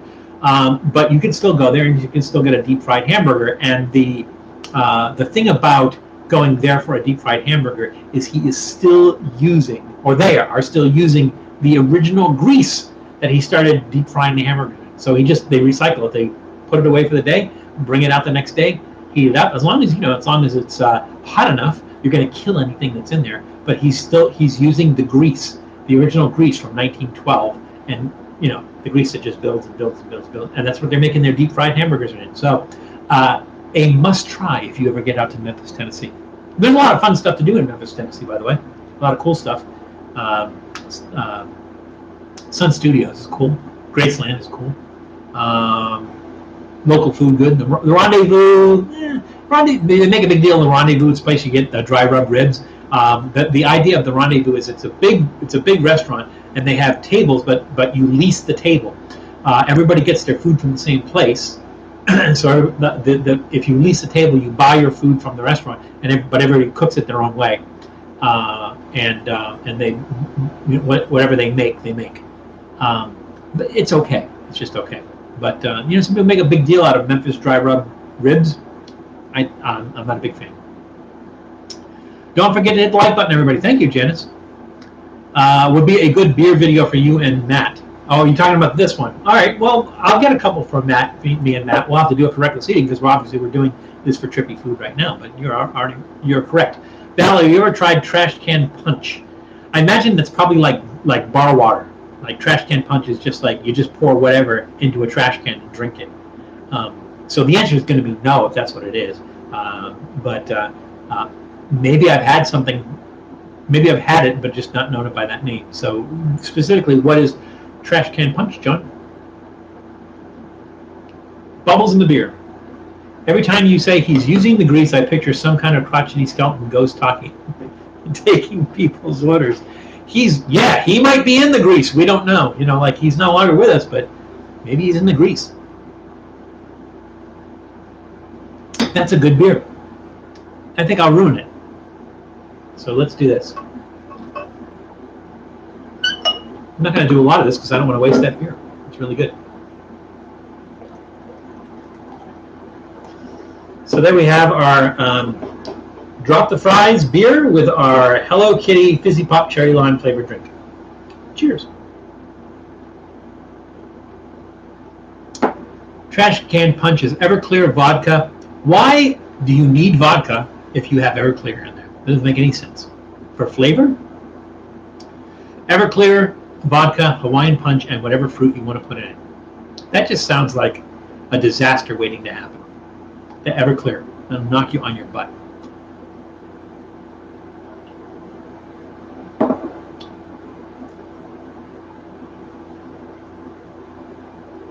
Not good. So what happens is it still tastes that kind of cherry Jolly Rancher flavor, but it picks up the worst of the IPA. So the bitterness of the IPA, it just accentuates that for some bizarre reason. Yeah, not good. Ooh, not good. Not good. Thumbs down. All right, we got 2 snacks left. We have over 25 minutes left, so we're good. Let's see. Irish potato whiskey is strong. Irish potato whiskey. If it's made from Irish potatoes, it seems to me that that's really not a whiskey. That's more like vodka. But that's just me. I don't think I've ever had Irish potato whiskey. Again, it depends on who's making it. The longer you let something ferment, the higher the alcohol content in it. This is the same with like wine. So like when you're making wine, I don't know if beer is the same. I don't know if other alcoholic beverages are the same. So what happens is the closer you are, like when you first start that fermentation period, if you stop the fermentation early, then you get more sugars. So it's a sweeter, more sugars in it if you stop the fermentation in the early part. More sugar, less alcohol. The longer you let it go, less sugar, more alcohol. So Everclear is probably distilled. So it's probably you take an alcohol that has a high proof, a high alcohol content, and then you take whatever's in there besides the alcohol out, and you just leave the alcohol. I imagine that's what they do. But that's your range. Again, you start from slightly fermented, sweeter, more sugar, highly fermented, more alcohol, less sugar. And that's kind of how that works. So my guess is if Irish potato whiskey is strong, that they're going for the, this end. I've never heard of Irish potato whiskey, but then again, I've had Irish whiskey. The question is, what is it made from? Like, what does Tullamore do? What is it made from? That's an excellent question. Usually, I think whiskey is made from corn, isn't it? But Irish whiskey, I don't think would be made from corn. That's an excellent question. I don't know. So many questions. If anybody knows the answer, throw it out there, please. I'm trying to forget Dollar Cola, John. The trash can thing is because that's what you need after a night of drinking. Yeah, have one ready with a bag in it. Irish potato whiskey is also called I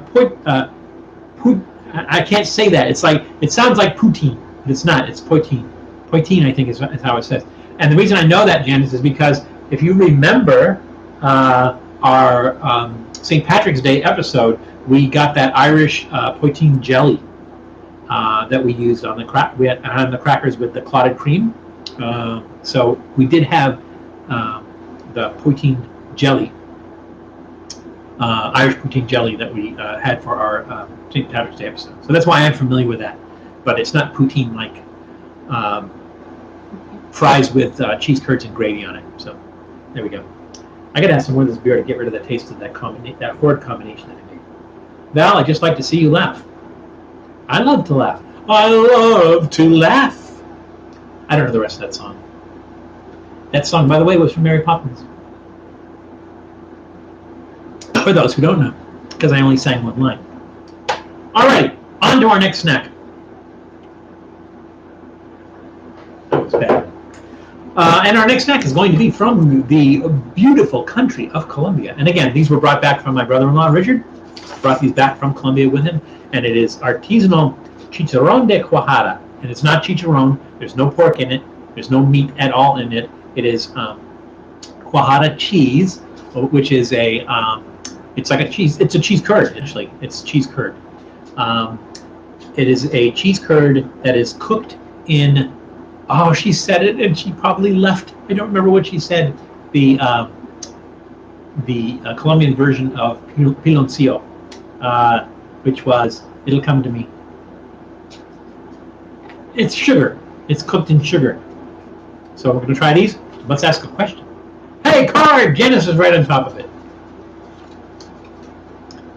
Chitty Chitty Bang Bang?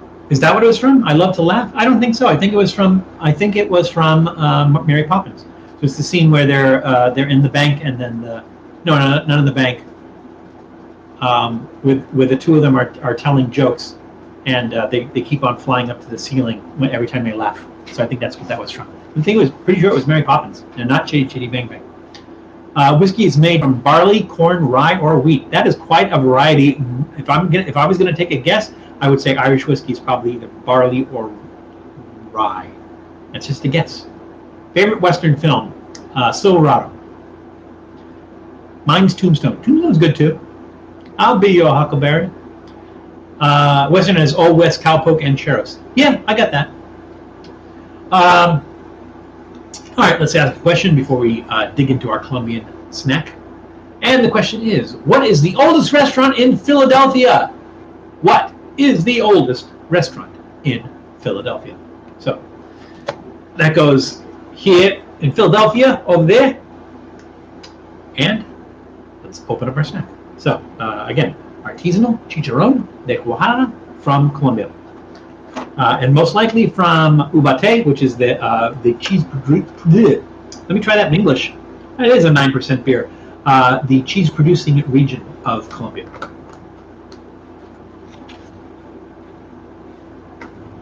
It smells like. What does it smell like? That's interesting. It's almost like a nutty, bready smell. It's kind of weird. You go, have a look at those. So it's basically cheese curds cooked in sugar. Let's see where they get the chicharron name.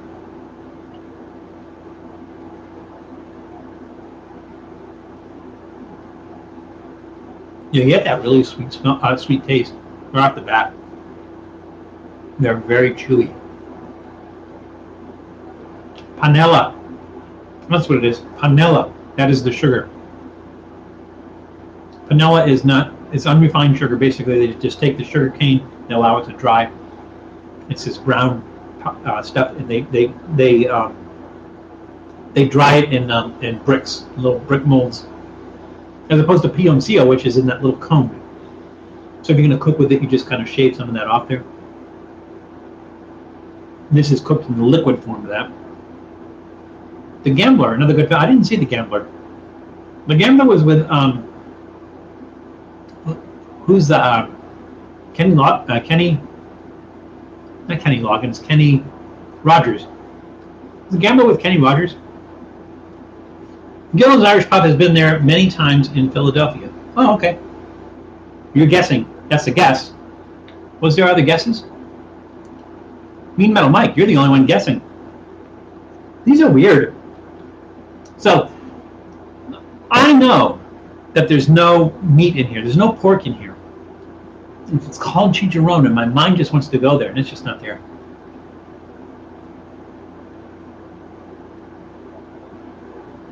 Wow. Unique. Really unique. First of all, the texture of the cheese is unique because it's chewy.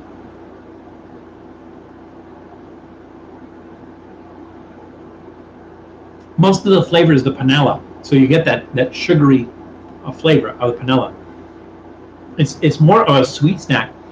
I think if somebody didn't know these were made from cheese, and you handed them one, I don't know that they would immediately think cheese, but I don't know what they would think because the texture is really unique. I'm going to give it a thumbs up for flavor, a thumbs up for unique texture. Really odd, a really odd little snack and everything. But you're not going to see anything like that outside of Colombia. So thank you, Richard, for bringing those back, by the way.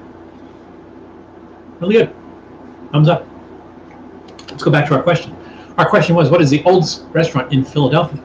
And so the answers were, there weren't a lot of them. Let's see. Janice Yamanaka said McGillen's Old Ale House. I think Mean Metal Mike answered that. Where is that? Mike, you answered that one, didn't you? I thought I saw you. Oh yeah, you said McGillen's Irish Pub have been there many times in Philly. So Mean Metal Mike and Janice Yamanaka, you were both correct. The correct answer is McGillen's Old Ale House. It was opened in 1860. It is the oldest restaurant in Philadelphia. You're both correct. Give yourselves both 20 points and then swap those 20 points with each other. So that'll be fun. I don't remember what year it opened, but there used to be a restaurant in Philadelphia called Old Bookbinders, and that was pretty old too. That might have even preceded McGillen's, but they closed. I think I want to say maybe 4 or 5 years ago. The thing is, it's somebody who loved that history has reopened it. It's opened under a different name, but it is still sort of Bookbinders. But it's probably why it's not listed as the oldest restaurant in Philadelphia, because Bookbinders actually closed. This reopened it. One of the menu items on there is snapper soup, which is a turtle soup. I've had it at Bookbinders. It is excellent, outstanding. And next time I get down to Philly, I'm definitely going to check that out again. But at the new place. But Bookbinders is no more. Bookbinders maybe older, maybe not. I don't recall. It was one of the oldest restaurants in Philadelphia at the time. My favorite Western film was Blazing Saddles. Yeah, Janice, I'm not sure if that would be considered a Western or a comedy. I don't know how that works. You could call it a Western. I guess that would work too. Blazing Saddles is classic. It's classic. I doubt you could make it today. There's a lot of tongue-in-cheek stuff and a lot of stuff that probably would be considered racist, even though it was really kind of anti-racist. It just wouldn't pass today, I don't think. So I'm not sure that they could do that. Very knowledgeable railroad history as a rail buff. Oh, cool. Mike, in Southern California, there's a bunch of places where you can go. There's in Fairplex in Pomona, which is where they have the LA County Fair. They have a train museum there, and they have a train yard with a bunch of old trains in there. I think the Big Boy, which is the world's largest steam locomotive, was stationed there, and it's actually taken a tour of the country now, I think. Also, you have Travel Town in Griffith Park, in I want to say Fairmont. I don't think that's right. Fairmont in Ventura County. There's a train museum out there. A lot of train museums. So in your neck of the woods, Mike, where are the places you can go where they have these train museums, where they have a lot of Edaville Railroad in Boston. Kennebunkport, Maine has a trolley museum, which is relatively close. There's a streetcar museum in San Francisco. So what places around you or in Pennsylvania would you go if you wanted to see all these old trains and stuff? Val, do you know in 1942 a Navy ship disappeared through space and time? It was called the Philadelphia Experiment. I didn't see that movie, Sonic. No, I didn't know that. Another favorite is Rustler's Rhapsody. Janice, I agree with you. That one is hilarious. I think one of my favorite scenes in Rustler's Rhapsody is when the good guy, dressed in white, Tom Berenger, I don't remember the name of his character, he walks into this bar, and he walks up to the bar and he goes, "Now let me have a glass of milk." And everyone in the bar turns and looks at him, and he looks around for a second. He goes, "Oh, wait a minute. This is one of those rough bars, isn't it? And the bartender just nods his head and goes, all right, give me a room temperature whiskey and a dirty glass with a human hair in it. And then everybody turns back to doing what they were doing. So that was one of my favorite scenes in that movie. So yeah, a good classic movie, Rustler's Rhapsody.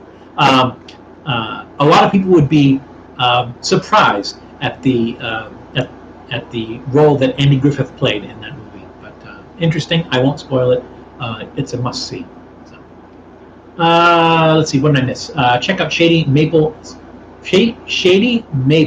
Smorgasbord. Very good Amish food. Oh, is it in like the area of like Lancaster and Harrisburg, that kind of Amish area of Pennsylvania?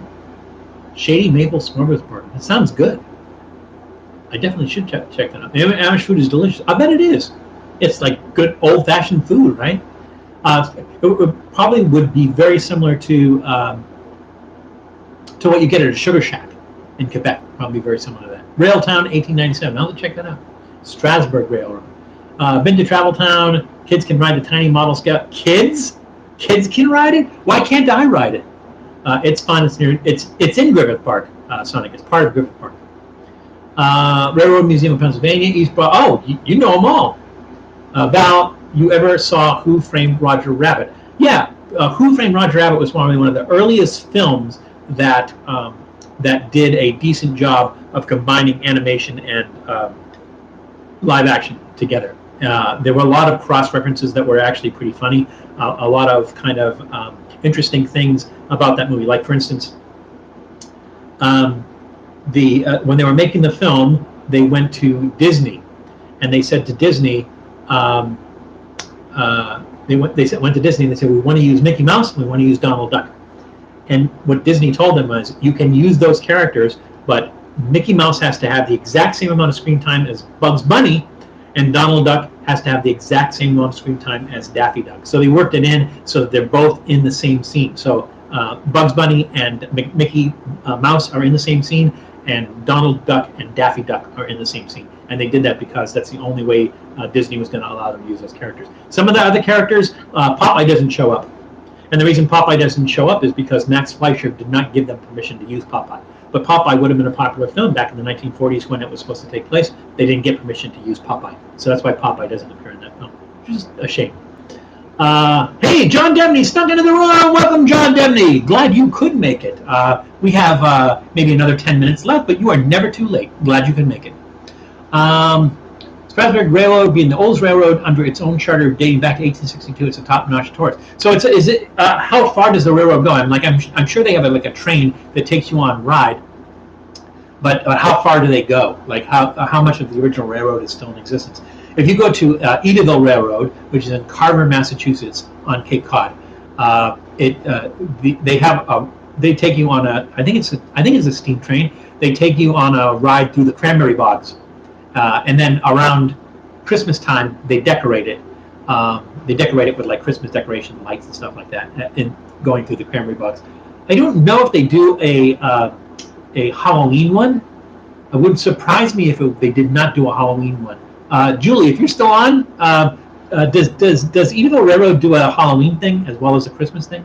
No, you can still do the Christmas thing.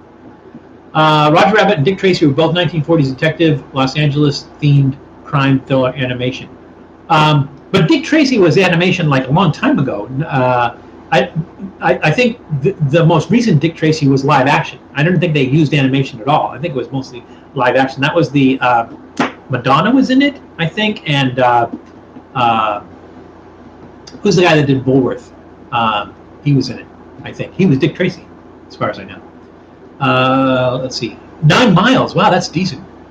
Looks like we have West Coast versus East Coast American culture. No, actually not, Sonic. It's American culture in general. Some stuff is on the East Coast, some stuff is on the West Coast, but it's not a versus. It's not a clash. It's like, hey, if you're on the West Coast, do this. If you're on the East Coast, do this.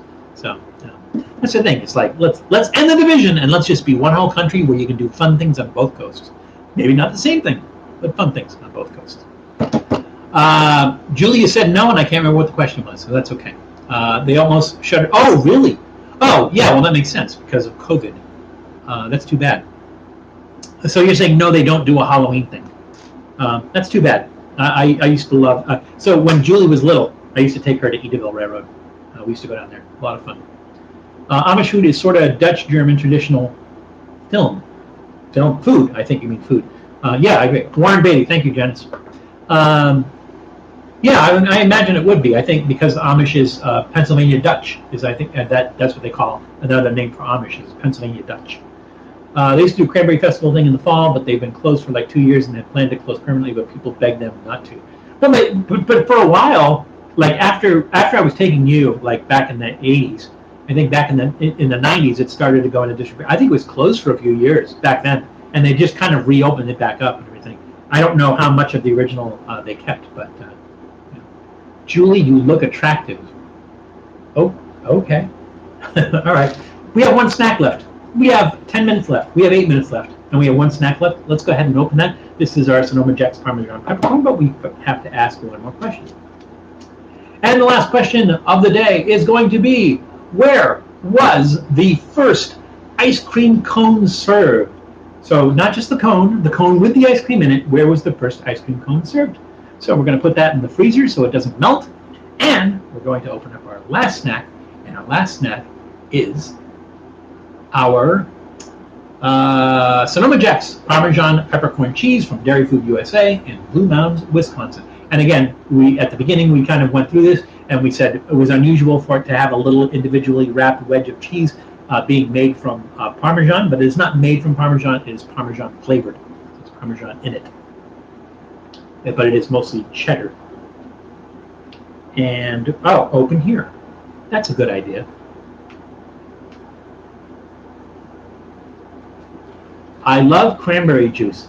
Yeah, cranberry juice is good, is a good thing to drink to prevent, what do they call that? Not a bladder infection. The thing that's like a bladder infection, but not a yeast infection. What is it? ITU, whatever that is. They say drink cranberry juice to prevent that. There we go. Individually wrapped cheeses. Woo! Let's pop one of those open.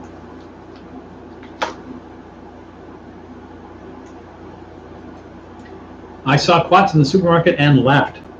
Yeah, the problem is that Tom's not going to... Oh, Julie, you saw them recently? Because honestly...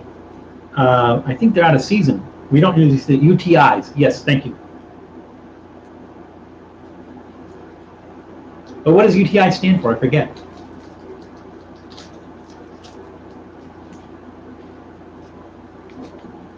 It's kind of like, it's kind of waxy. We're just going to eat this whole thing. That's what we're going to do. We're going to eat this whole thing. We were talking about laughing cows earlier. The weirdest texture. It is the texture of American cheese. Like the Kraft slices. It is that texture. It's bizarre. All right, there's that Parmesan flavor coming in. Those cheeses are good for cracker spread. You're right, because on the outside, if you look at the cover, it's sitting on a cracker. They're not spreading on a cracker, but it's just sitting on a cracker. And they have little peppercorns next to it. And it says serving suggestion. So serving suggestion is to stick it on a cracker and put peppercorns next to it. That apparently is their serving suggestion. I don't know. I kind of wanted that Parmesan flavor to be like over the top on this one. I can see why they don't, because Parmesan can be like a really strong taste. I can see why they don't, but it's maybe a little bit disappointing from that standpoint. Also, the fact that it's the texture of Kraft American cheese slices is a little bit bothersome as well. So the peppercorn and the Parmesan has a nice taste, but unfortunately the Parmesan taste is subtle. Maybe about a thumbs in the middle. I was hoping for more. Don't get to drink more juice. Stay healthy. Okay. Urinary tract infection. Thank you, Julie. And yes, cranberry juice. They tell you to drink a lot of that to prevent urinary tract infection. One of the things about cranberry juice, though, is that some of it has red food coloring in it. That is using carmine coloring, which is made from an insect called the cochineal insect. And they smush the insect and it creates that red coloring. So if you're vegan, you might not want to drink that. Why is French cheese so pungent? Fermentation, I would think, Mike. Fermentation at closer to room temperature than actually cooler temperatures. That would be my guess. Right, for instance, blue cheese. Blue cheese is pungent because of the mold that runs through it. So you can see those veins of mold that run through it. That's what gives it that strong smell. Roquefort and Limburger, not sure what gives it that foot smell. Oh, I know what gives it that foot smell. The fact that they use bacteria from people's feet, I think. They actually use foot bacteria, I think, to ferment that. Let's see. Nothing's gourmet craft. Yeah, exactly. Did they say gourmet? They do say gourmet on that. Gourmet cheese wedges. All right. You should have got water. Let's go back to our trivia question, shall we? And our trivia question was, where was the first ice cream cone served? And the answer is, well, let's see what the answers were here. Let's see. Janice Yamanaka said the World's Fair in Chicago, maybe. Mean Metal Mike said New York City. And then specifies 1896 in New York City. Then he changed it to 1904 World's Fair. Let's see. That's okay. You can change it. We're not, you can use an eraser here. We don't care. I think that was it. I think it was the answers. The correct answer was, in fact, the World's Fair. It wasn't St. Louis. It was the St. Louis World's Fair in 1904, and it was by the ice cream vendor called named Italo Marchioni. And Italo Marchioni was selling ice cream, but he ran out of cups to put the ice cream in. And there was a nearby vendor that was, I think it was from France. There was a nearby vendor from France, and he was doing very thin, like a waffle kind of thing. And so he ran over there, and they kind of had this agreement. Well, why don't we use this? And he kind of like put it into a cone where they could put the ice cream in it, and a great idea was born. So 1904, St. Louis World's Fair by Italo Marchioni. So that goes in the back of the deck. We have a minute left. Should I do my stupid thing? You guys have a few minutes? Can you hang on for a few minutes afterwards? I'm gonna do my stupid thing. Is that okay? Let me do my stupid thing. So you guys have a few minutes, right? And some of you have to go. I understand. You can go ahead and go. But otherwise, I'm going to do my stupid thing. So we're going to start with. Let's start with something that's going to hold everything. We'll start with our cheese. That's the most solid thing we have. It's our cheese. Answer the chat. Answer the chat. What was the question? Fen Dining came in at the end, but still came in. Now, I do not recognize your name, Fen Dining. Is it safe to assume that you're Irish? Where are you from, Fen Dining? What do you call home? And what brings you to our channel? So here's what we're going to do. We're going to start with a piece of cheese. And we're going to take a delicious piece of that dry trout and put that on top. So that's what we got so far. There's some kind of stringy thing hanging down there. Am I going to ask what that is? I don't want to know what that is. Always have a few minutes for a stupid thing. Yes! All right. Now let's do our private selection, Kalbi barbecue beef jerky. Here's a nice solid piece. It looks respectable. Now, our Chicharron De Guahat. Oh! Maybe I should use that piece. That was embarrassing. Let's put 2 on there. Yeah, that's good. This is what we got so far. Not the can. Don't focus on the can. It's Fen like Seinfeld. Feld. Fen. Way more Jewish than Irish. Oh, okay. Where are you from, Fen? Fen? Fine. Fine. Seinfeld. Fine. Okay. Where are you from? Fine. Where do you call home? And what brings you to our channel? And now these. I think that was it. think I got everything. 1, 2, 3, 4, 5. Yep. Our little fried noodles, or whatever those are. Those are falling all over the place. So here's what I'm going to do. I am going to try to put this on a spoon. Try to get those noodles back on. I'm going to call them noodles. They're not noodles. They're a wheat snack. I was calling them noodles. There we go. Doesn't that look delicious? Somebody grab a screenshot. All right, here we go. Oh, it doesn't fit. It doesn't fit.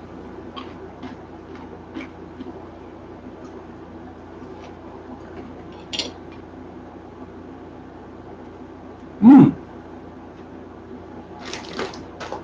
That guajada, that Chicharron De Guahat, so chewy.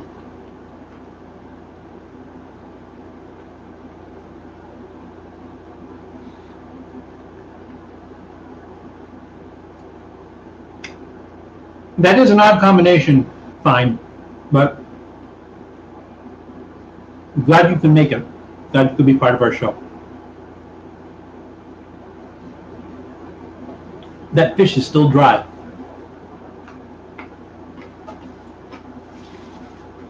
Why is the fish drier than the beef jerky?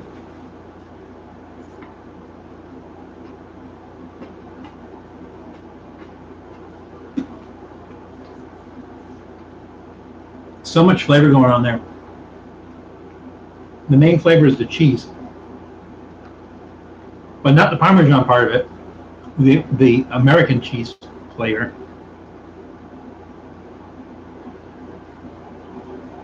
There's a war of textures going on there.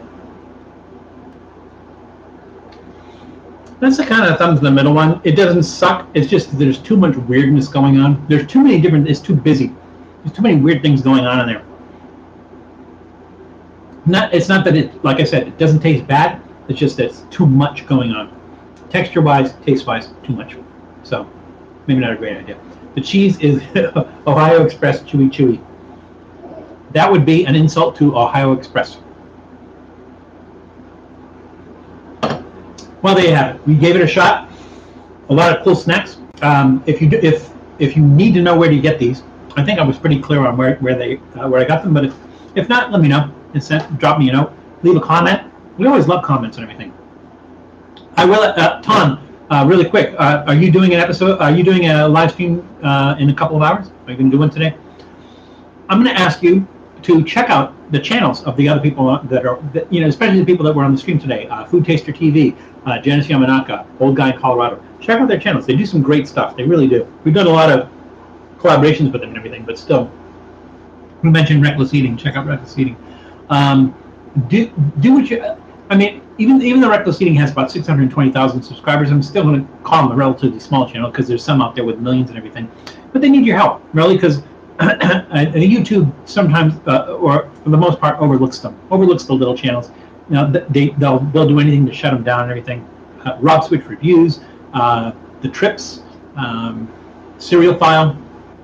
These are all great channels. If you want to know what some of those channels are, Dallas D Sports.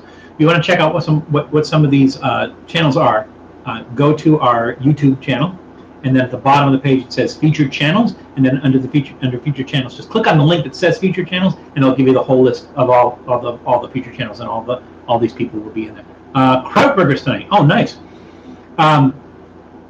So yeah, definitely check them out. If you have not subscribed, subscribe.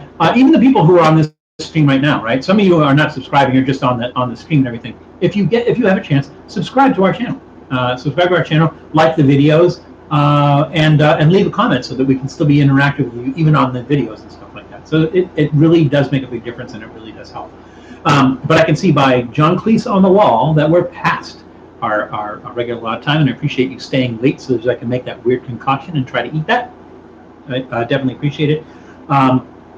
Again, not sure what's going to happen next week. I am going to try to do a live stream from Boston, and hopefully we'll get Julie on.